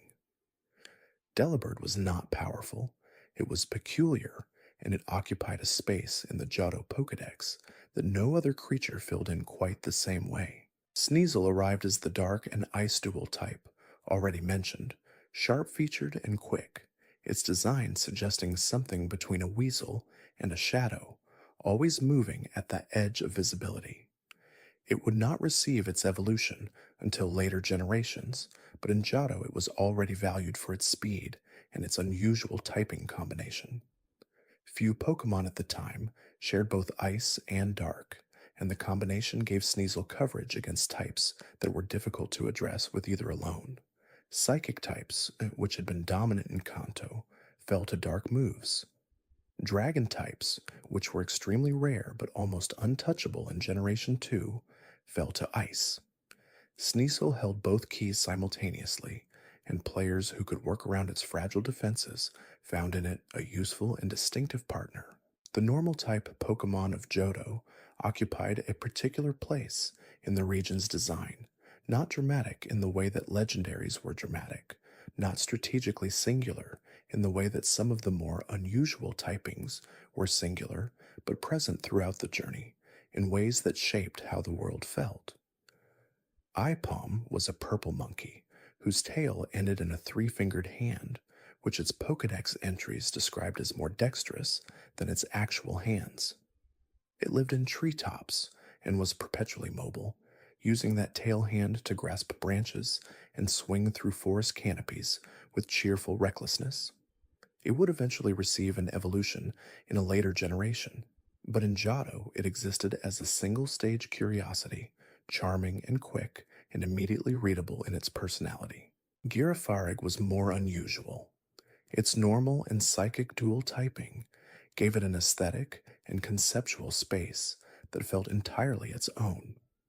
The small secondary head on its tail, which its Pokédex entries described as acting instinctively and independently from the main head, gave it a slightly unsettling quality that coexisted oddly with its otherwise pleasant, giraffe-inspired design. This secondary consciousness, biting at whatever approached from behind, added a layer of biological strangeness that was rare in the normal type, which tended toward the straightforward and the familiar. Girafarig's dual nature, two heads facing opposite directions with different levels of awareness and autonomy, felt quietly dreamlike, the kind of detail that lingered after the encounter was over. Smeargle was among the most distinctive normal types in the entire franchise's history. Its paintbrush tail, which it used to mark its territory with its own unique color, would have been notable enough as a design. But Smeargle's defining mechanical feature was its signature move, Sketch, which allowed it to copy permanently any move used against it, giving it access to a pool of potentially every move in the game. In competitive terms, this was extraordinary, allowing Smeargle to be used as the delivery system for the most powerful and unusual combination of moves its trainer could construct. Spore, to put opponents instantly to sleep, Sticky Web, to reduce their speed, Destiny Bond, to take them down alongside it. The possibilities were limited only by the rules of competitive format and the creativity of the player building around it. For a normal type creature with otherwise modest statistics, this made Smeargle genuinely remarkable. Johto's electric types demonstrated the same range of philosophical approaches that the region applied to its other elements. Mareep, in its evolutionary line, brought static electricity into a sheep design that was warm and approachable, the accumulated static in its fleece described as increasing in proportion to how much it moved and rubbed against things. Fluffy retained the wool, but lost some of it, its electric charge intensifying as the insulating material reduced. And Ampharos, the final form, shed the wool entirely and stood upright, its light ball held item, allowing it to serve as a special attacker of considerable strength. The lighthouse Ampharos of Olivine City became one of the more emotionally resonant supporting characters in the game, a creature fulfilling a practical function for the city around it in a way that made its distress feel genuinely urgent. Lantern, the evolution of Chinchu, deepened the electric type's connection to water that the original Chinchu had established. The combination was mechanically useful, giving Lantern resistances to both water and electric moves that made it an unusually durable defensive presence for a Pokemon of its modest size. Its bioluminescent design was beautiful in its simplicity, a creature of the deep ocean that carried its own light through the dark.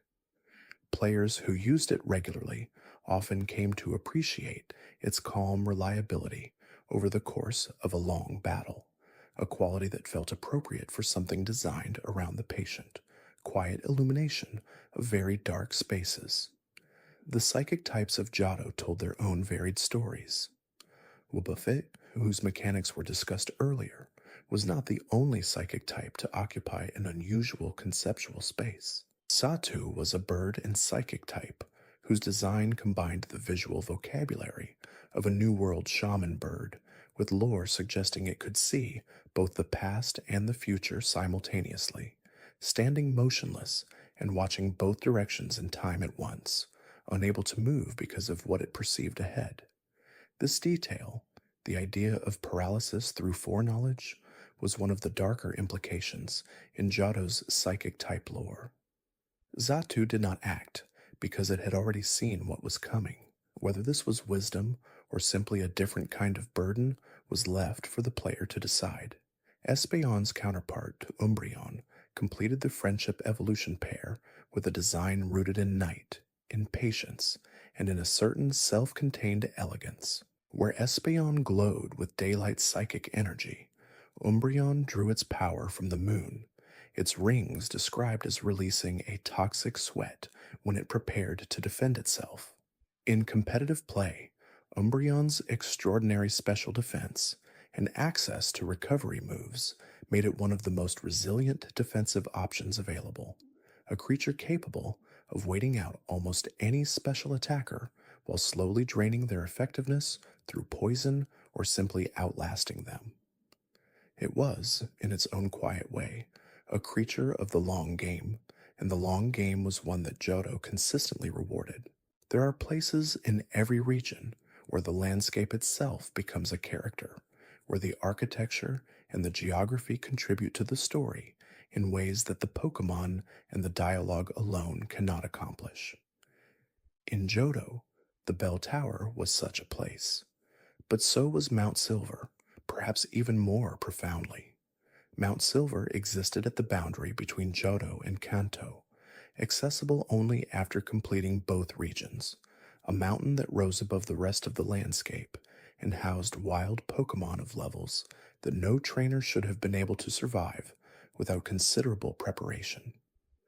The path to its summit was long and deliberately difficult, a final test of everything the journey through both regions had taught, and at its peak, standing alone in the cold and the wind with no dialogue and no explanation, was the hero of the Kanto games, the trainer whose legend had already been established years before this moment arrived. The encounter there was entirely optional. The game did not require it, but for players who had completed both regions and made the climb to find what waited above the clouds, it was the most quietly devastating moment in the franchise's history. 2 trainers, 2 journeys, 2 games worth of story, converging in silence at the top of a mountain that belonged to neither region fully. Nothing was said. The battle simply began, and whatever the outcome, the moment of arriving at that summit and understanding what it meant, who was standing there, and why they had chosen that particular height and that particular solitude, felt like the truest ending the Johto games could have provided. Johto was always working toward moments like that one, moments that did not announce themselves, that arrived after long preparation and landed with a weight that the preparation had earned. That quality, the willingness to build slowly toward something quiet and true, rather than rushing toward something loud and obvious, was at the core of everything the region did best. And it is one of the reasons that those who traveled through it remember it with the particular kind of warmth that belongs to places that felt, in some essential way, like home. There is a town in Johto that exists entirely in the pause between day and night, a place where the clocks seem to slow of their own accord, and the light falls at angles that make everything feel slightly older than it is. Violet City was the first major destination of every Johto journey, home to Faulkner and his flying-type gym, but it was also home to Sprout Tower and Sprout Tower was something quite different from any gym or landmark the original Kanto games had offered. It was a place of teaching rather than challenge, a multi-story structure built around the trunk of a single enormous bellsprout, the whole building swaying in rhythm with the vine that served as its central column. The monks inside offered wisdom rather than battle, and while players who wanted to progress had to fight their way through them, the atmosphere of the place discouraged hurry in ways that the design seemed to intend. Bellsprout itself was a creature whose presence in that tower said something about how Johto thought about strength and flexibility. The monk's lesson was precisely this, that a tower built around something rooted but yielding would survive storms that would shatter something rigid. Bellsprout's long, thin stem allowed it to bend dramatically without breaking, and this quality was the philosophy the monks were trying to convey. In battle, Bellsprout had access to Vine Whip and Razor Leaf as a grass type, and to Acid as a poison type, a combination that gave it useful coverage in the early game despite modest base statistics. Its evolution into Weepinbell and eventually Victreebel produced a creature far more threatening, its pitcher plant design implying something predatory beneath the plant exterior. The large mouth of Victreebel, capable of trapping prey within its body and slowly digesting what it caught. The contrast between the gentle swaying of Sprout Tower and the implied danger of Victreebel's lure was exactly the kind of gap that Johto's design consistently navigated. Things were rarely only what they appeared to be at first encounter. The tall tower built for contemplation contained a biological column capable of becoming something fearsome. The quiet monk teaching about yielding did so from within a structure that demonstrated yielding as a survival strategy. These layers of meaning, stacked quietly into ordinary places and ordinary creatures, were part of what gave Johto its particular weight. Moving through the early roots of Johto, past the tall grass and the first wild encounters, trainers would begin to notice how thoroughly the second generation had committed to making its world feel alive across time. Pokémon Gold and Silver introduced the real-time clock into the main series for the first time, and this was not a minor quality of life feature. It was a fundamental reimagining of what a Pokémon game could be. The world changed based on what hour it was in real life. Shops sold different items on different days of the week. Certain Pokémon appeared only on Tuesdays, or only after 10 in the evening, or only in the brief transitional window around sunset. The game rewarded players who returned to it across many days and many hours, discovering that the world they thought they knew was actually many worlds layered on top of one another, each one accessible only at the right moment.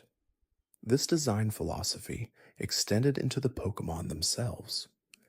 Eevee's evolution into Espeon or Umbreon depended on whether the happiness threshold was reached during daylight or darkness. The Magikarp you could purchase from a vendor near Mount Moon, which had traveled south from Johto, tied its value to its rarity in specific trading contexts.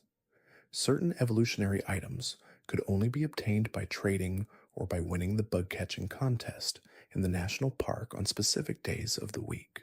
The national park itself hosted its contest only on Tuesdays, Thursdays, and Saturdays in the original Gold and Silver, a detail that gave players a recurring appointment with the game world, a reason to return on specific days in the same way that real events had their own rhythms. The bug-catching contest deserves its own moment of attention because it was one of the more quietly brilliant ideas in the entire second generation. Players entered the park with a set number of park balls, a special variant of the Pokeball usable only within the contest, and had 20 minutes to catch the most impressive bug-type Pokemon they could find. At the contest's conclusion, the insects were judged by a combination of species rarity and the individual Pokemon's statistics, with prizes awarded to the top performers. The prizes included evolutionary stones that were otherwise difficult to obtain. This created a recurring incentive that was completely optional but deeply rewarding for players who engaged with it consistently. The Pokemon catchable in the National Parks contest were themselves interesting. Scyther and Pinsir, both rare and powerful bug types, could occasionally be found there. Caterpie, Metapod, Weedle, and Kakuna were common and low scoring. Venona appeared at moderate frequency and offered modest points. Paras and Parasect were catchable and provided reasonable contest scores. The specific distribution of species meant that players who understood the scoring system would deliberately seek specific targets rather than catching whatever they first encountered, turning the contest into a small strategic exercise within the larger journey.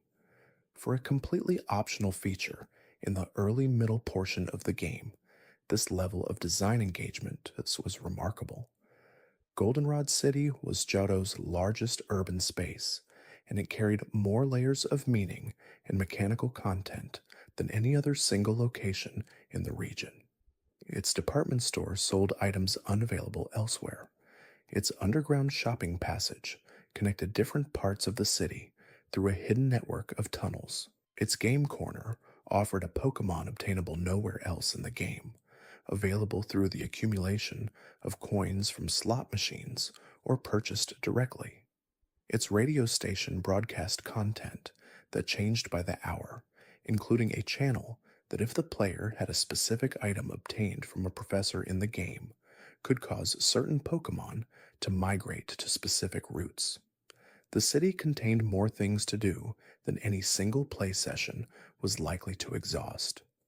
But Goldenrod's most significant contribution to the Johto journey was the Team Rocket event that unfolded there at a specific point in the story, in a sequence that felt more intimate and more genuinely menacing than the organization's usual schemes. Team Rocket took control of the city's radio tower and began broadcasting a signal intended to reach Giovanni, their disbanded leader, wherever he had gone after his defeat in Kanto. The broadcast was not a plan for world domination. It was a plea, an appeal from an organization that had lost its direction and its leader, trying to call that leader back through the frequencies of a civilian radio tower they had simply taken over by force. This small-scale human desperation was one of the most affecting moments in the game's writing. Team Rocket in gold and silver was not the confident criminal enterprise of the Kanto games. It was a leaderless remnant, still trying to operate but lacking the central vision that had given its actions purpose. The takeover of the radio tower was their most visible expression of this, a dramatic move that revealed, on closer inspection, how uncertain and directionless they had become. Players who fought their way through the tower and shut down the broadcast were not defeating a scheme. They were ending a signal that no one was ever going to answer. The Pokemon associated with the radio tower sequence included the Rocket's standard lineup of Rattata, Zubat, Koffing, and Akins, as well as their fully evolved counterparts, a range that had been familiar since Kanto, but that felt different in this context. These were the same creatures that had populated every Team Rocket encounter in the original games, and their continued presence 3 years later in the in-game timeline, now accompanying trainers who no longer had a clear goal, gave them a slightly melancholy quality. They had not changed. Their trainers had simply run out of direction. The creatures kept doing what they had been trained to do, in service of a purpose that had already collapsed. The Pokegear was another element of Johto's design that deepened the feeling of inhabiting a real place rather than navigating a game map. A multi-function device given to the player near the start of the journey, it served as a phone, a clock, a map, and a radio. The phone function allowed trainers who had exchanged numbers with NPCs throughout the region to receive calls from those characters at various points in the journey, with some calls offering battle rematches, some offering items, and some simply checking in with no mechanical purpose whatsoever. These last calls, the ones that offered nothing but a small moment of connection, were among the more quietly human touches in the game's design. The radio function of the Pokegear was especially rich. Different channels broadcast at different hours, and finding the right frequency at the right time was its own small puzzle. The Pokeflute channel, which in the original Kanto games was a physical item used to wake sleeping Pokemon blocking routes, was repurposed in Johto as a radio broadcast, meaning the player had to tune to the correct station and then interact with the sleeping Pokemon to produce the same effect.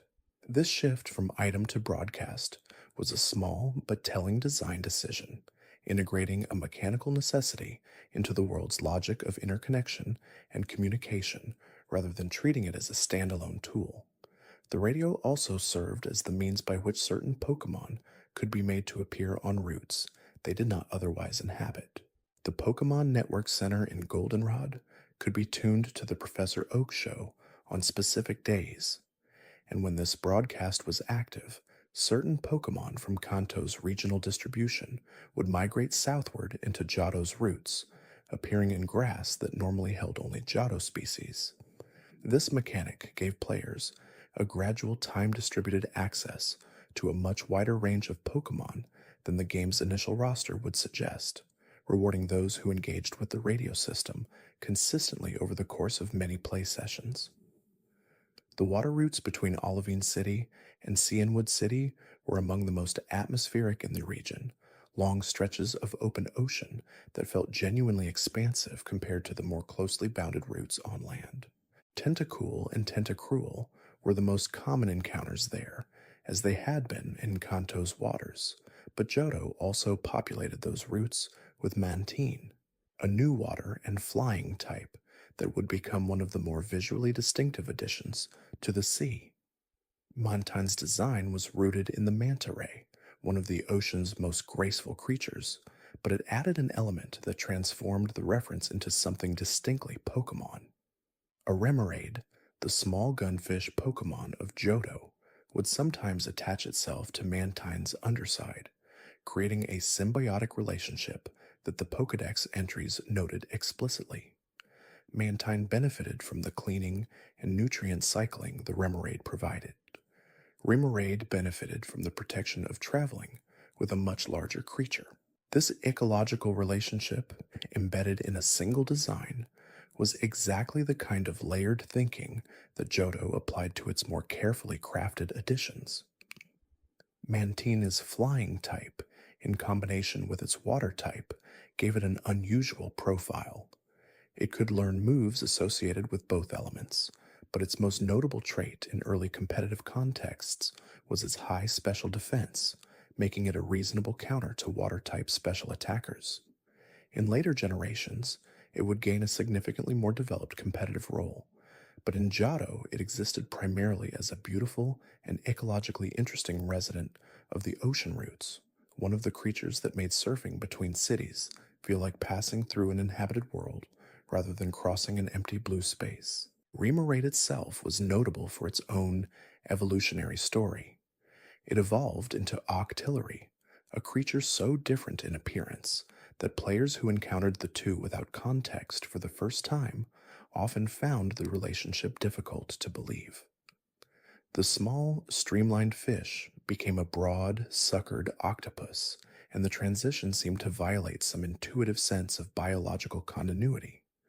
Its Pokédex entries offered an explanation rooted in real-world cephalopod biology, suggesting that the transformation was analogous to metamorphic processes in nature, but the visual gap remained striking. This was, intentionally or not, a small argument that evolutionary paths in the Pokémon world were not always predictable, that surface appearance was not always a reliable guide to what a creature would become. Cianwood City, reached across those open ocean routes, was one of the more self-contained locations in Johto, a city on the western coast whose gym leader Chuck specialized in fighting types, and whose most important function in the story was providing a medicine needed to heal the ailing Ampharos in Olivine's lighthouse. The pharmacy there, run by Chuck's wife in some accounts of the narrative, offered the item that allowed the player to complete the detour that the lighthouse's story had imposed. But Kianwood was also the location where a photographer offered a shuckle, that armored creature of extraordinary defensive statistics and negligible offensive presence, as a temporary holding rather than a permanent gift. The fighting types of Johto deserved their own extended consideration. The type had existed in Kanto, but with relatively few representatives. Johto expanded it meaningfully. Heracross, as discussed, brought the type into combination with Bug in a design of unexpected competitive strength. But Johto also offered Hitmontop, an evolution added to the existing Hitmon's line that players could obtain through a specific evolutionary condition applied to Tyrogue, a pre-evolution likewise introduced in the second generation.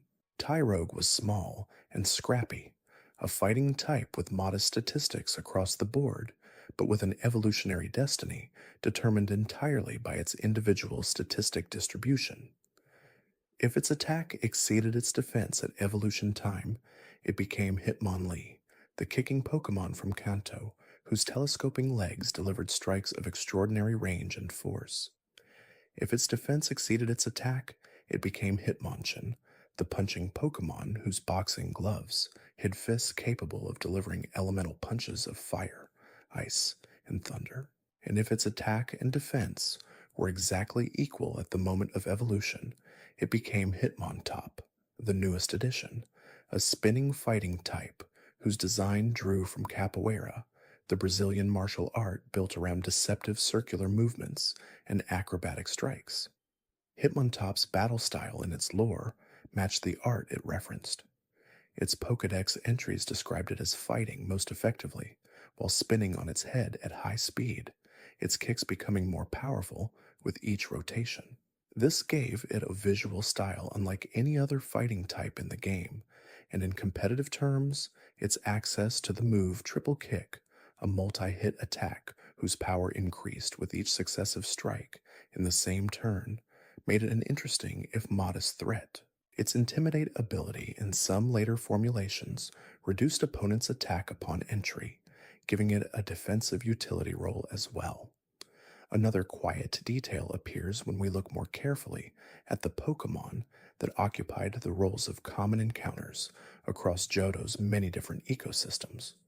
The region was designed with environmental specificity in mind, each area housing creatures that felt genuinely appropriate to their surroundings, rather than arbitrarily distributed across the map. The safari and garden areas housed different creatures than the caves.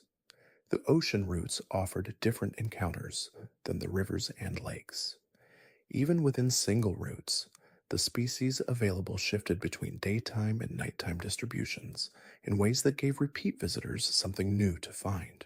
Sudowoodo, encountered blocking a route in the early portions of the game and requiring a specific item to initiate the encounter, was unusual enough that many players remembered the exact moment of understanding what it was.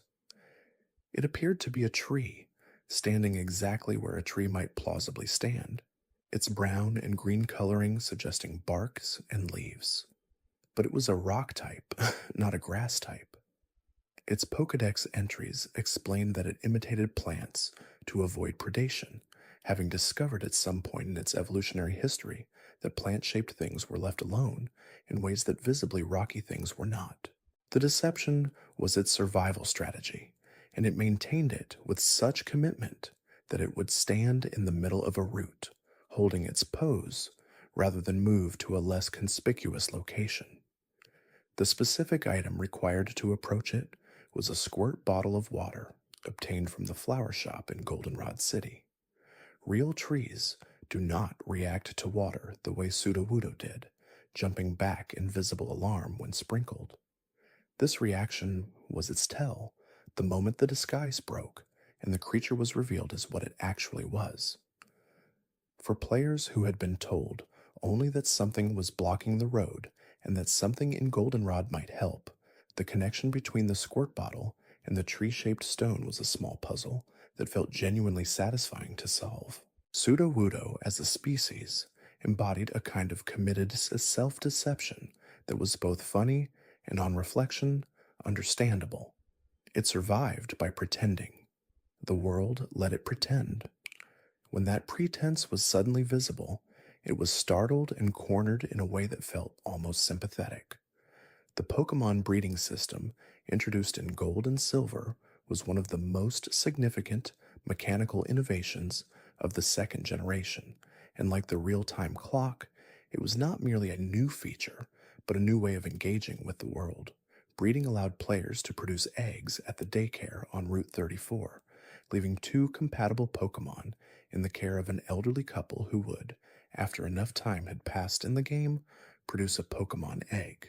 The egg would hatch after being carried for a set number of steps, producing a Pokemon at its earliest evolutionary stage, often with moves or statistics inherited from its parents. The implications of this system were vast. It allowed players to obtain species that were otherwise difficult to find or had been traded away. It allowed for the inheritance of moves that an individual Pokemon could not learn on its own by pairing it with a parent that knew the desired move. It created a system of optimization that competitive players spent enormous effort exploring, discovering chains of inheritance that could produce Pokemon with precisely the moves and individual values they were looking for. And it created the possibility of shiny Pokemon breeding, exploiting a specific mechanic involving the statistics of parent Pokemon to increase the probability of encountering the rare alternate colored variant in the hatched offspring. For casual players, the breeding system meant that the daycare on Route 34 became a reliable stop in every Johto journey. Leaving two Pokemon there and returning later to find an egg waiting was a small ritual that gave the journey a sense of ongoing life, of things happening in the world, even when the player was elsewhere. The couple who ran the daycare offered characteristically little explanation of how the process worked, maintaining the fiction that the eggs simply appeared under circumstances that even they did not fully understand. This restraint was appropriate. Some aspects of a living world were better left without exhaustive explanation. The Cleffa, Igglybuff, Pichu, and Togepi that could be obtained through breeding were among the new baby Pokemon introduced in the second generation, creatures that existed at an earlier developmental stage than what had been the beginning of their respective lines in Kanto. Each one required breeding under specific conditions to produce, and each one added a layer of history to species that players had thought they fully understood. Pikachu, for instance, had always been presented as an early-stage electric Pokemon in Kanto. Johto revealed that there was something before Pikachu, something smaller and more vulnerable, a Pichu that had not yet learned to store its own electricity efficiently, occasionally shocking itself in the process. This retroactive expansion of known species was part of how Johto made Kanto feel like a beginning rather than a complete story. Togepi deserves particular attention within this category, partly because of its design and partly because of its relationship to the broader mythology of Johto.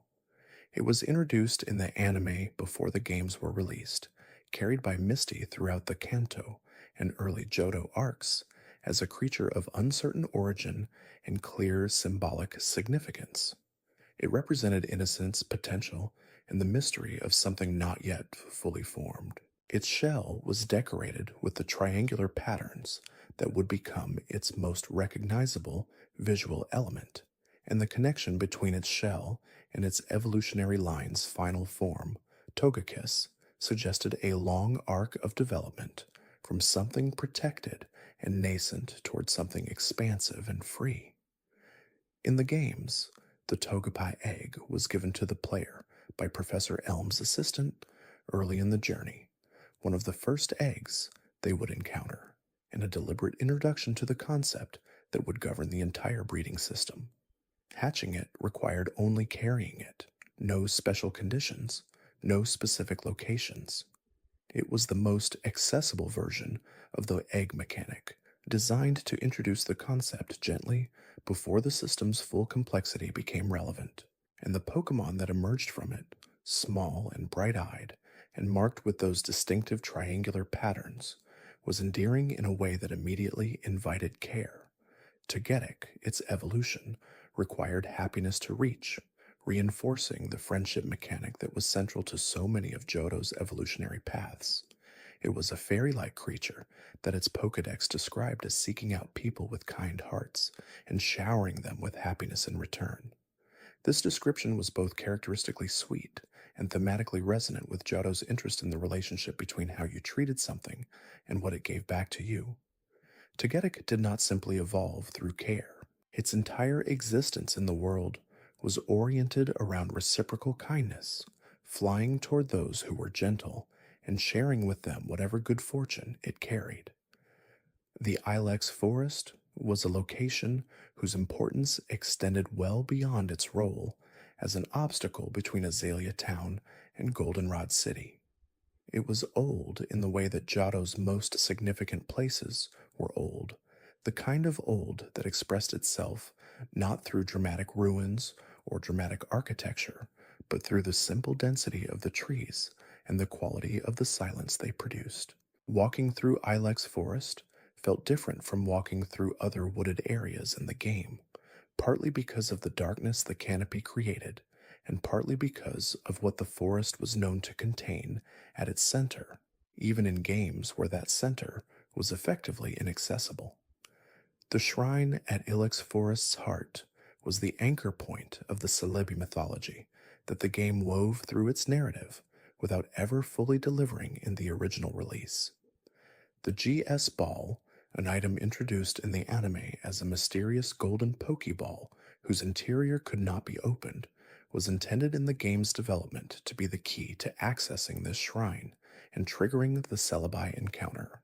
The ball was removed from the international release, and the Celebi encounter removed along with it, but the shrine remained, and the forest's atmosphere remained, and players who knew what to look for could feel the absence of what should have been there. The Kimono Girls were 5 trainers in Ecritac City who each used a different evolution in their encounters with the player.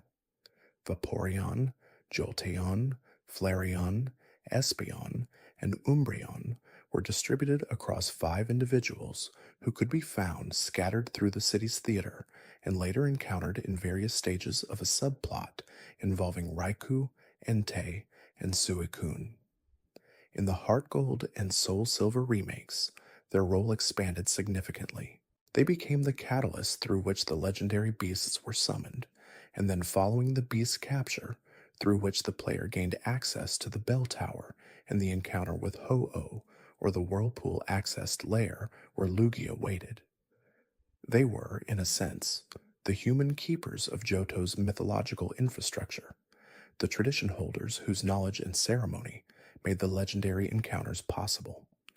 Their use of the evolution family was not accidental. The Eevee line represented in miniature the same plurality of evolutionary paths that Johto's mythological structure represented on a larger scale. Multiple different outcomes from a single origin, each one shaped by different conditions and different choices. The Kimono Girls, each specializing in a different form of the same fundamental creature, embodied the idea that path and outcome were inseparable, that who you were at the end of a journey depended entirely on how and when and under what circumstances you had traveled it. The town of Mahogany was small and odd, its hidden basement a Team Rocket facility that felt more claustrophobic and threatening than the organization's previous hideouts. The Lake of Rage nearby housed a red Gyarados, a shiny Pokémon that appeared not through luck, but through deliberate design, the result of forced evolution by radio waves that the hideout was producing and that were affecting the Magikarp of the lake. This was the first mandatory shiny encounter in the franchise's history, and it introduced millions of players to the concept of alternate colorations through a specific story that gave the encounter weight beyond the novelty of a different color. The red Gyarados was angry. Of course it was. It had been transformed against its natural rhythm, forced through an evolution its body was not prepared for by external signals designed to test a theory. The encounter with it was framed as a rescue as much as a capture, and players who chose to catch it, rather than defeat it, were implicitly choosing to remove it from the hostile conditions that had produced its distress. The item associated with Gyarados, the red scale it dropped when encountered, was exchangeable for an experience-boosting item, giving even players who did not catch it a tangible reward from the interaction. This thoughtfulness in the design of a single, mandatory encounter demonstrated how carefully Johto thought about what each moment in the journey was meant to produce in the player who experienced it.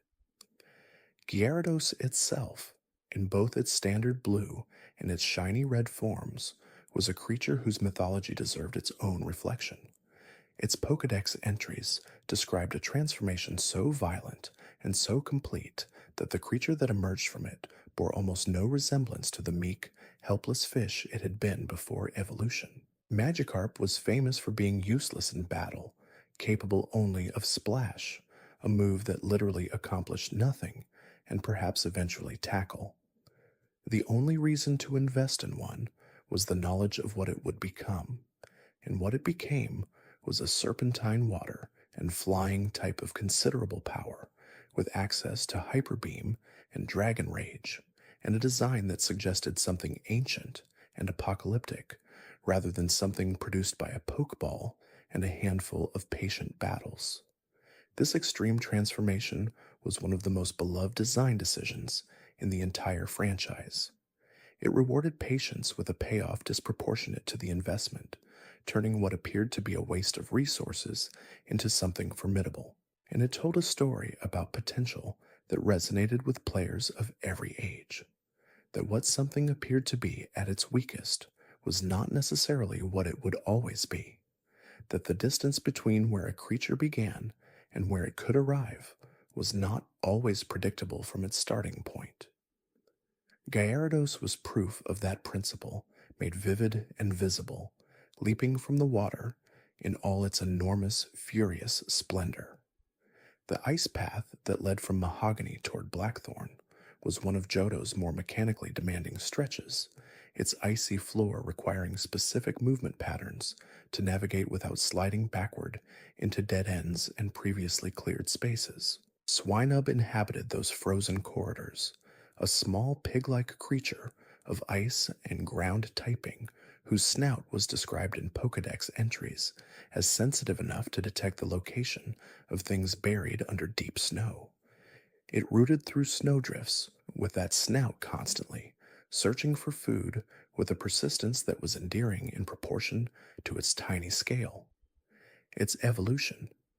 Piloswine was larger and shaggy, still rooting and still searching, its long fur draped over its eyes in a way that suggested something ancient and woolly mammoth. Adjacent, moving through a world, it navigated more by smell and sound than by sight.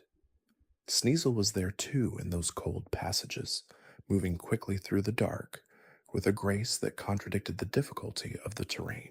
Its sharp claws were described as capable of scaling sheer ice surfaces, giving it access to spaces other Pokémon could not reach.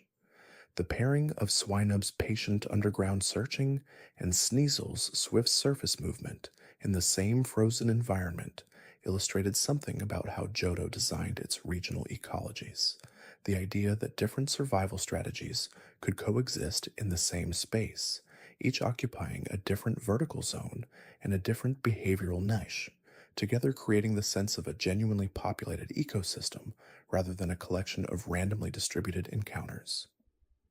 Dugong and Seal, Kanto holdovers, appeared in the waters beneath those frozen passages. Jinx did as well, its ice and psychic typing making it one of the stranger visual presences in an already strange environment. And occasionally, Horsea could be found there in earlier portions of the water sections, the small sea creature that would eventually lead to Seadra, and then, in Johto, to Kingdra. Finding a Horsea in the context of an ice cave with the knowledge of what patient investment in it could eventually produce gave even that common water encounter a quality of forward-looking possibility. Blackthorn City was the last gym city in Johto, and its atmosphere was noticeably different from every other location the journey had passed through. Dragon-type specialists had always carried a particular weight in the Pokemon world, their chosen type being the most resistant to other types and the most difficult to counter without specific preparation.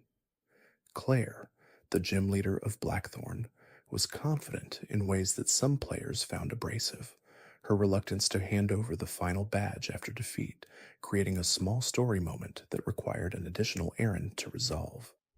But beneath that confrontational surface, the dragon's den behind her gym offered something quietly significant. The Dragon's Den was a cave flooded at its lower levels, accessible only by surfing, that housed wild Dratini of higher levels than could be found anywhere else in the game. It also housed the Dragon Shrine at its center, where an elder tested the player with a series of questions about their approach to training and their relationship with their Pokemon.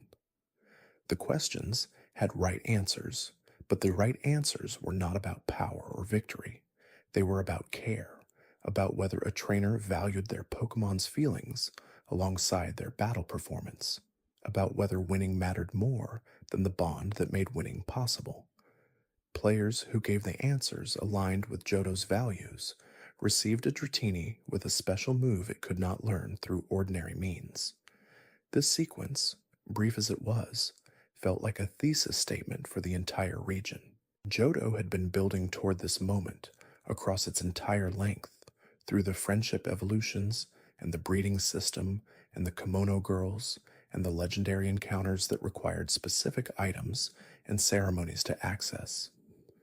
All of that design had been arguing for the same thing, that relationship mattered, that how you treated your Pokemon shaped what they could become, that the truest expression of strength in this world was not dominance, but connection. The Dragon Den Elder simply asked the questions out loud. Johto had been asking them quietly from the very beginning. The Pokemon gyms of Johto were individually distinct in ways that made each one memorable beyond the simple formula of a type specialization and an obstacle course leading to the leader. Jasmine's gym in Olivine City was locked behind the side quest involving the Lighthouse Ampharos, meaning players could not challenge it until they had made the ocean crossing to Kianwood and back.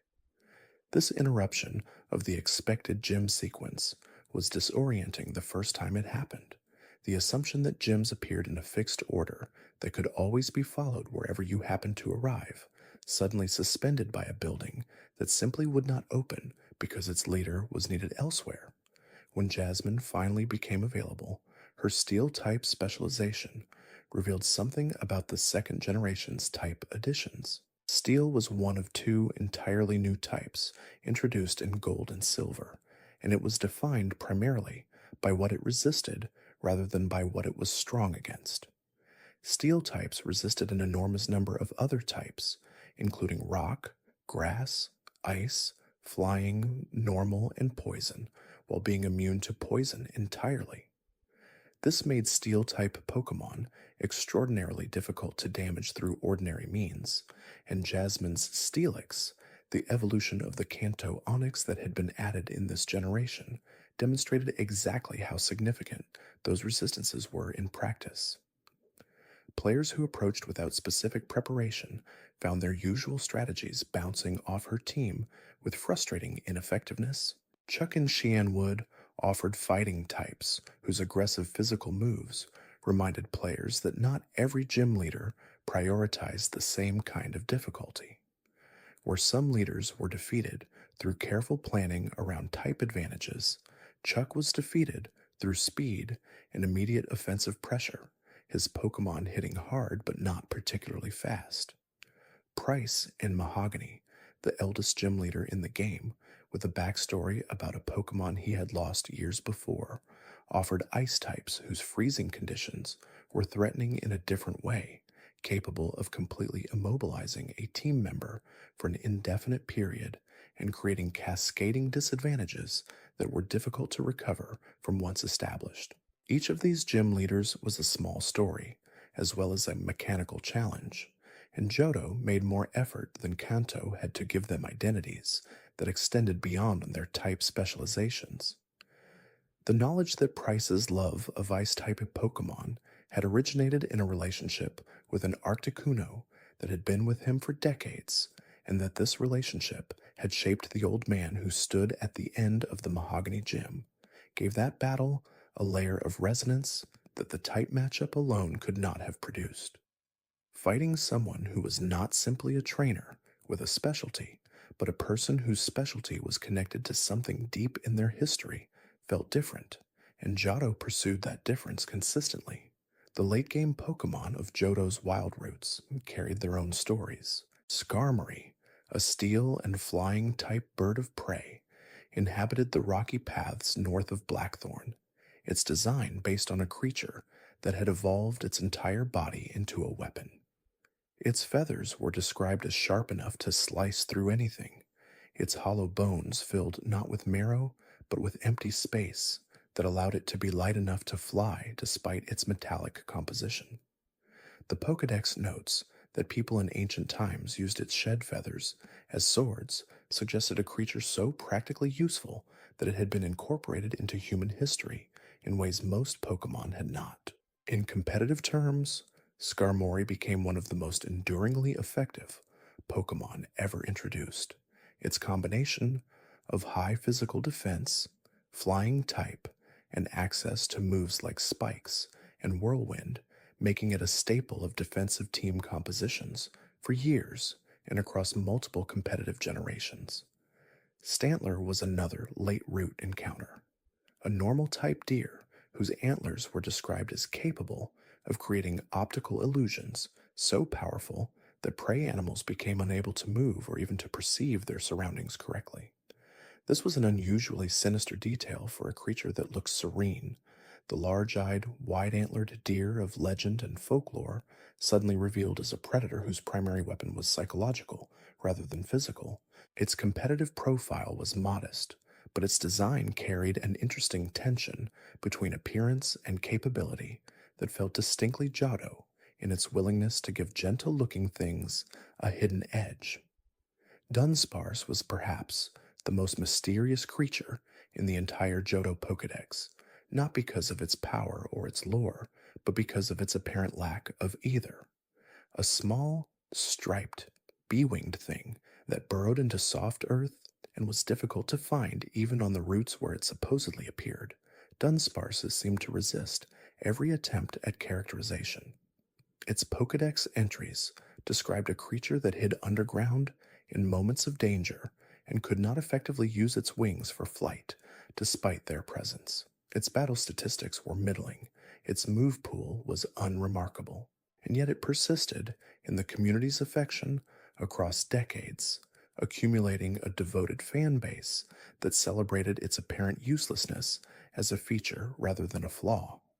For some players, Dunsparce was exactly what they needed, a creature of no particular significance that had found its way into their team through persistence and became, through that persistence, somehow irreplaceable. Quillfish, Corsola, and Remoraid occupied the coastal and aquatic spaces of Johto with the same environmental specificity that the land-based encounters demonstrated. Corsola, in particular, told an ecological story through its Pokédex entries that was unusual in its specificity. It gathered in shallow tropical waters with clean temperatures and clear conditions, and changes in water temperature caused by environmental shifts would force it out of its habitat.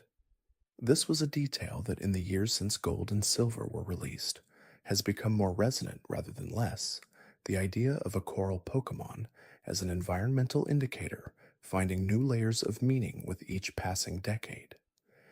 Chinchou and Lantern, found in deeper waters, were built around bioluminescence in a way that made them feel genuinely oceanic despite the limitations of the Game Boy's small screen and limited color palette.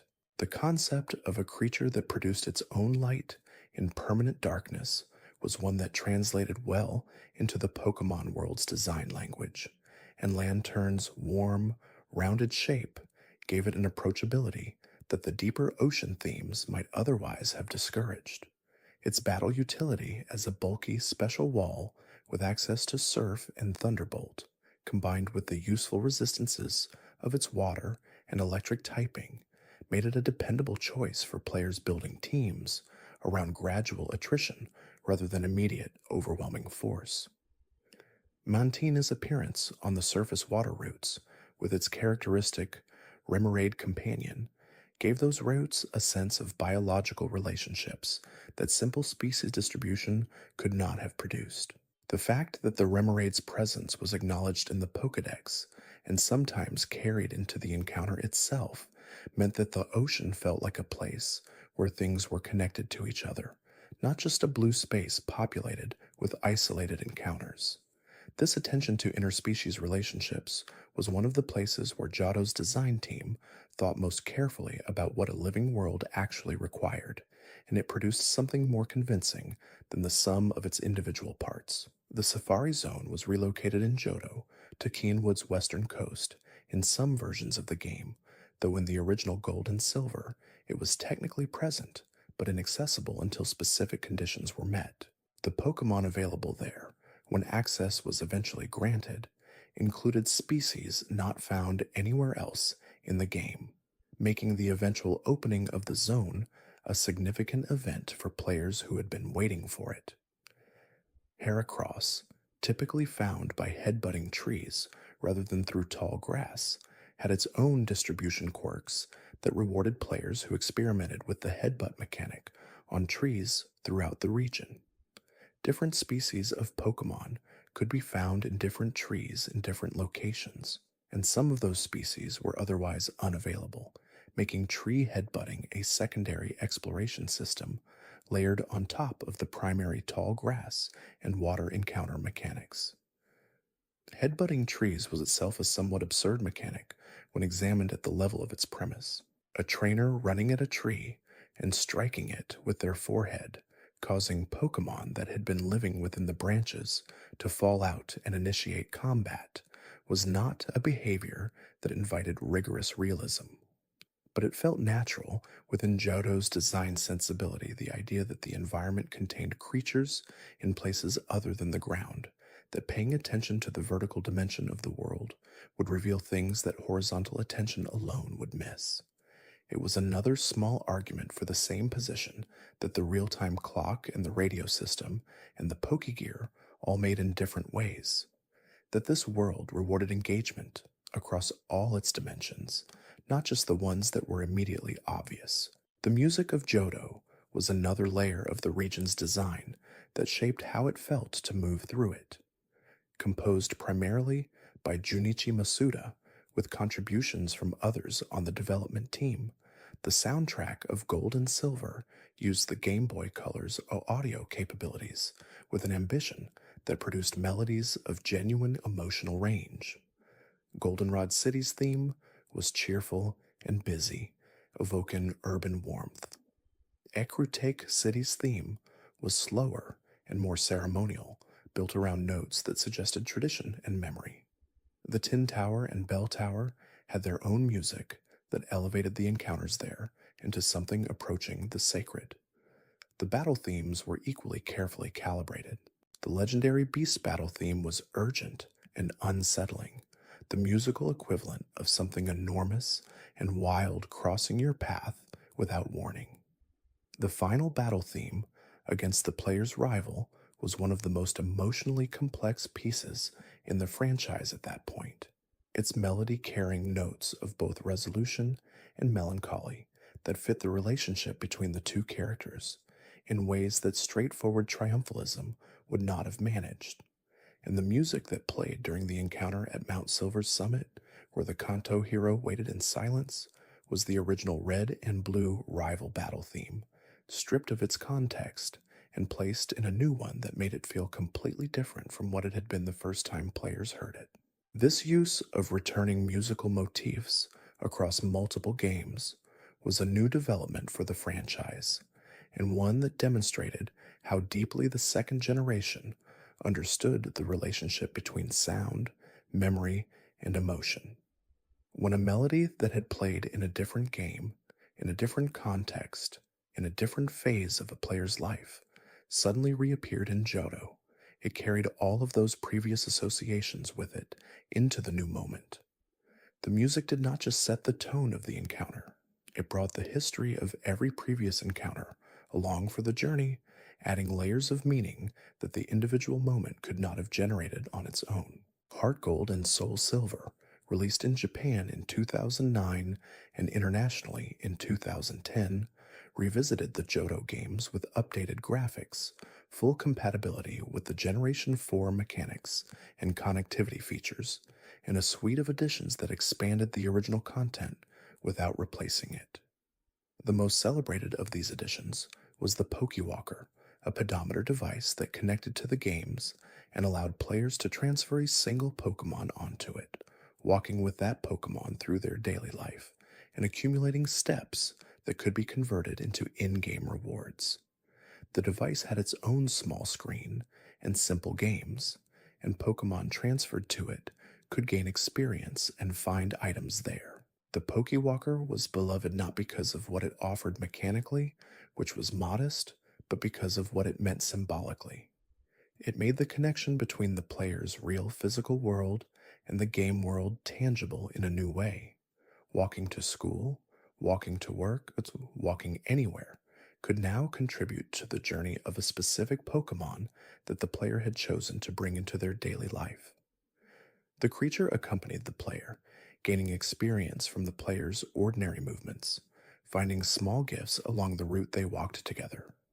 For a franchise built around the idea of friendship between trainer and Pokemon, this was perhaps the most literal expression of that theme the series had yet produced.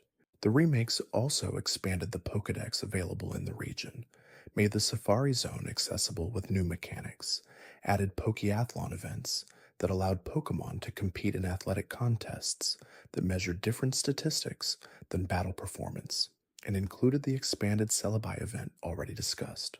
The Pokeathlon was particularly interesting as an alternative to battle-focused play, offering an entirely separate competitive system with its own skills and its own rewards, including evolutionary stones obtainable only through participation. For players who found the battle-focused portions of the game less engaging, the Pokeathlon offered a genuine alternative that used the same Pokemon in entirely different contexts. The rival in Gold and Silver stood apart from the rivals of other generations in ways that were uncomfortable rather than simply difficult. Where Blue in Red and Blue had been cocky and dismissive, his confidence backed by genuine competitive strength that made defeating him satisfying, the Johto rival was something harder to categorize. He was reckless with his Pokemon in ways that the games explicitly acknowledged. His starter, whichever one had a type disadvantage against the player's choice, was used aggressively despite that disadvantage. He did not give it a name when asked, a detail that minor characters in the game noted with concern. The implication was that he saw his Pokemon as tools rather than partners, and Johto, a region that cared deeply about partnership, treated this as a character flaw to be addressed rather than a neutral personality trait. Over the course of the game, players encountered the rival in circumstances that gradually revealed the consequences of his approach. He was not winning. He was advancing through the game's structure, collecting badges as the player did, but the battles grew harder for him in ways that his methods could not address. The friendship mechanics and the care-based evolutions that gave players Espeon and Umbreon and Blissey and Crobat were available to him in theory, but his approach to his Pokemon suggested he was not using them. By the late game, his team's statistical ceiling was lower than it might have been, and his battle style was more aggressive than strategic in ways that left him vulnerable.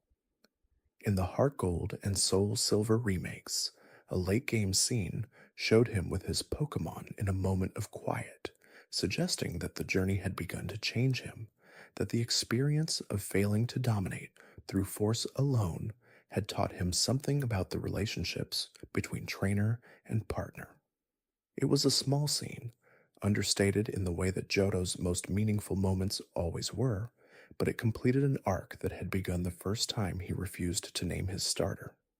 The rival who could not connect with his Pokémon had slowly, through experience, begun to understand what he had been missing. Johto did not resolve this arc triumphantly. It simply showed that growth was possible and that it happened quietly, over time, through the accumulation of experiences that the games had already provided. There was a particular kind of Pokemon that Johto introduced alongside all of its more immediately compelling additions, a category that might be called the quietly persistent. These were creatures with no legendary significance, no dramatic designs, no exceptional competitive profiles, but with a quality of steady presence that made them feel genuinely part of the world they inhabited. Yanma was one of these, a bug and flying type dragonfly whose Pokédex entries described its compound eyes as capable of seeing in every direction simultaneously, allowing it to react to threats from any angle with equal speed. It was fast, visually distinctive with those enormous red eyes, and interesting in concept without being particularly powerful in the competitive context of the generation where it first appeared. Wooper was another creature of this category, a simple aquatic blue thing with antenna-like gills and a permanently contented expression, water and ground typed in a combination that was mechanically interesting despite the modest statistics that housed it. It inhabited the waters of Johto with an equanimity that its Pokédex entries noted directly, describing it as unbothered by cold temperatures and content in shallow water with its body partially on land. Its evolution Quagsire retained this contented quality, larger and slower, its Pokédex noting that it had a relaxed enough nature that it regularly bumped its head against boats and rocks without appearing to notice or care. For players who found something comforting in creatures that were simply at peace with their circumstances, Quagsire offered exactly that. Slugma carried a heat that made it something of an outlier in the biological logic of the Pokemon world. A creature made entirely of magma, its body temperature so high that it could not stop moving without its outer layers cooling and hardening. It was perpetually in motion, not from energy or urgency, but from a kind of survival imperative. Its evolution. Magcargo added a shell of cooled rock, allowing it to rest without the risk of solidifying entirely, but at the cost of extreme vulnerability to water types. The detail that a single water move could shatter Magcargo's shell, leaving the living magma beneath exposed and vulnerable, was one of the more viscerally uncomfortable pieces of lore the Pokédex delivered in otherwise mild terms. Johto's relationship with its own past, with the history embedded in every shrine and tower and cave, extended to the Pokémon that had survived from older periods in the world's timeline. Fossil reviving had been a feature of the original Kanto games, allowing players to obtain extinct Pokémon from ancient stones found underground. Johto did not add new fossils, but instead made the existing Kanto fossils accessible through alternative means in later portions of the game, and the Rock Smash move, introduced in the second generation, allowed players to break specific rocks throughout both regions and occasionally discover items or access paths that connected present gameplay to ancient geological history. The ruins of Alph specifically positioned themselves as a location where the ancient past was not merely historical, but actively present. The unknown that inhabited them were described as existing in a relationship with the ruins that scholars had studied for years without reaching consensus about its nature. Were the unknown attracted to the ruins because the ruins commemorated something connected to them? Had the ruins been built for the unknown? Were the unknown themselves the message that the ruins were trying to convey? The game declined to answer these questions, which was precisely the right choice. The sense of standing in a place whose meaning was real but not fully accessible was one of the most genuinely mysterious feelings any Pokemon location had produced, and it depended on the questions remaining open. Players who completed the various puzzle chambers within the ruins of Alf could access underground areas where large quantities of unknown waited, each chamber holding only specific letter variants and requiring specific knowledge about the runic systems within the ruins to access.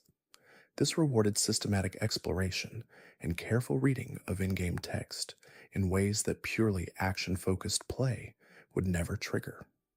The ruins had their own internal logic, their own rules about what access required and what completing specific puzzles would reveal. For players who engaged with that logic fully, the ruins became one of the most elaborately designed single locations in the franchise, a small world within the larger world that operated by its own distinct principles.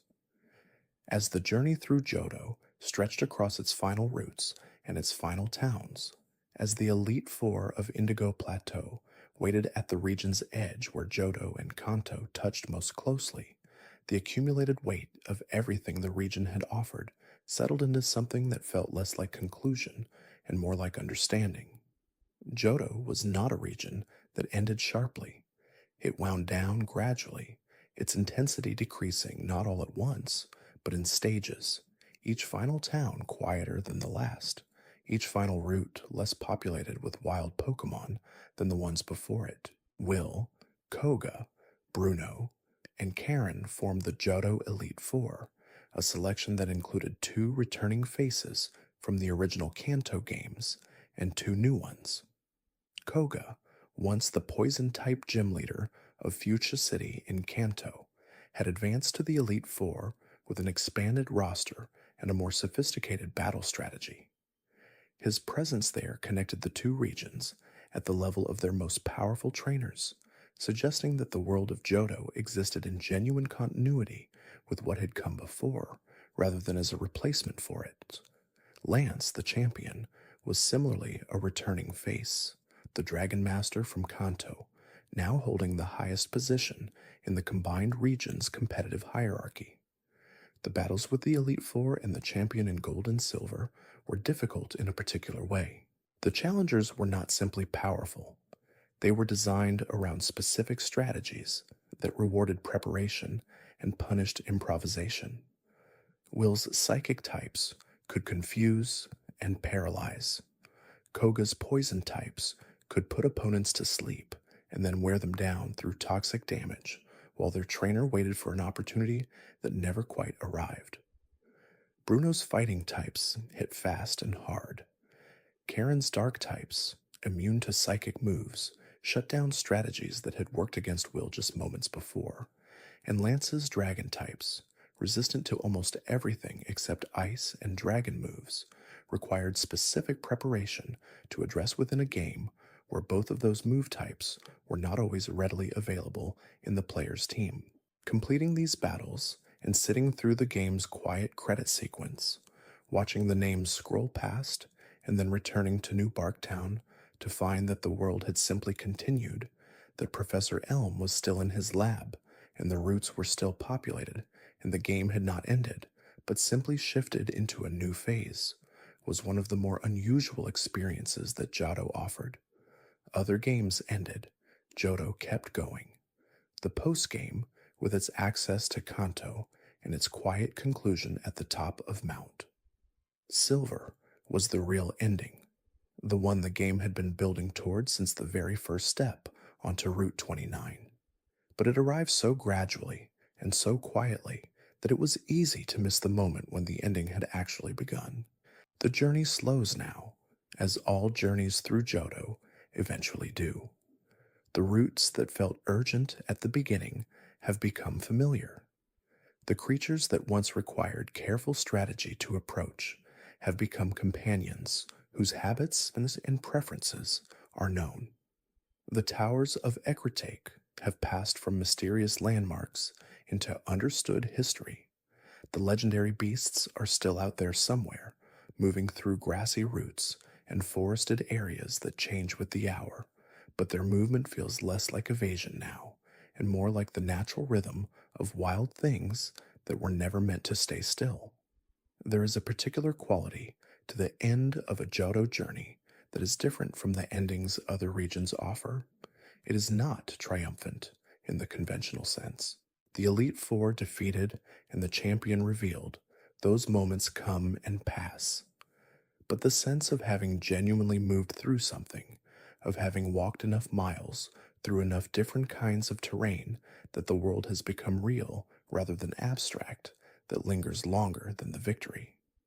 Johto earned its weight through accumulation, through the dozens of small moments that each added a layer to what the region meant, until the total of them was something more than any single element could account for. The creatures that inhabited it contributed to this, in the way that inhabitants always do. They made the world feel populated with intention, with things that had reasons to be where they were. Sentret watching from its tail, Hoothoot keeping its private time, the legendary beasts moving through a landscape that remembers what they came from, Celebi in the forest that holds its absence like a quiet truth, Ho-Oh above the tower that has waited through centuries for the right moment to receive it again. These are the Pokemon of Johto. These are the stories they carried, and the stories that were built around them, and the feelings those stories produced in the players who were young enough and curious enough to walk through the region in the years when it first opened its grassy paths to the world. They are worth remembering. They are worth the long, slow telling that this night has offered. And now, as the roots grow quieter and the wild Pokemon settle into their nocturnal rhythms, as Hoothoot begins its perfect timed call somewhere in the dark of a Johto forest, the right thing to do is simply to let the region rest. It will be there when you return. The tall grass of Route 29 will still hold Sentret. The ruins of Alf will still hold their patient Onos. The bell tower will still hold whatever it is that the bell tower has always held, waiting at the top of those long, monk-lined stairs for something luminous to return. One final creature deserves its moment before the journey fully closes. Larvitar and its evolutionary line arrived in the mountains north of Blackthorn City, making them among the last Pokemon many players encountered in their Johto journey. Larvitar itself was small and green, a larva that looked almost geological, like something the mountain had produced from its own stone, in the same slow process that produced everything else up there. It ate the earth directly according to its Pokédex entries, consuming entire mountains across the course of its development. This detail was staggering in scale for such a small creature, suggesting that beneath the unassuming surface there was something with an appetite proportional to what it would eventually become. Pupitar, the intermediate form, encased itself in a hard shell, not unlike a cocoon, generating internal pressure that it could release explosively to move and attack. It was a transitional form in every sense, something between what it had been and what it was becoming, held in a state of contained potential that was already formidable and would shortly be extraordinary. And Tyranitar, the final form, was the destination those earlier stages had been working toward. Rock and dark, typed enormous, with a design that drew from Godzilla and the broader tradition of kaiju cinema. It was designed to look like a creature that the natural world had not quite finished accommodating. Its Pokédex entries noted that its presence destabilized the topography of entire regions, that mountains reshaped themselves around it, and maps required updating after it passed through. In competitive play, Tyranitar was among the most consistently powerful Pokemon introduced in the second generation. Its ability in later versions to summon a permanent sandstorm upon entering battle, which damaged all non-rock, steel, and ground types, each turn and additionally raised the special defense of rock types, fundamentally altered the conditions of any battle it participated in. Teams were built around it, or built to handle it, and in many competitive formats, its presence was considered so significant that ignoring it entirely was not a viable strategic option. For a creature that could only be reached by investing in a line that required considerable patience to develop, its eventual payoff in competitive effectiveness was remarkable. Tyranitar's presence in the Johto story also connected thematically to the region's broader interest in what lies beneath the surface in potential that is not immediately visible. Larvitar ate mountains, Pupitar stored explosive pressure, Tyranitar reshaped geography. The power had always been there, contained and developing, waiting for the conditions that would allow it full expression. This was Johto's deepest recurring argument, expressed through dozens of creatures and stories across the entire region, that worth was often hidden, that patience revealed what impatience could not access, and that the most significant things were frequently found at the end of the longest roads rather than at their beginning. And now, truly, the journey is complete. The mountains hold their silence. The routes hold their grass. The night holds its Hoot Hoot and its Umbreon and its Spinarak, each one in its appointed place, each one doing what it has always done in the hours when the world is still. The Johto region rests as it always has in the memory of those who walk through it with enough attention to let it matter. Carry that memory gently into sleep. It will still be there when morning comes. Thanks for watching. If these quiet details helped you relax, there's another video waiting on the left of your screen. You can let it play as you close your eyes. You might hear something soothing before you fall asleep again.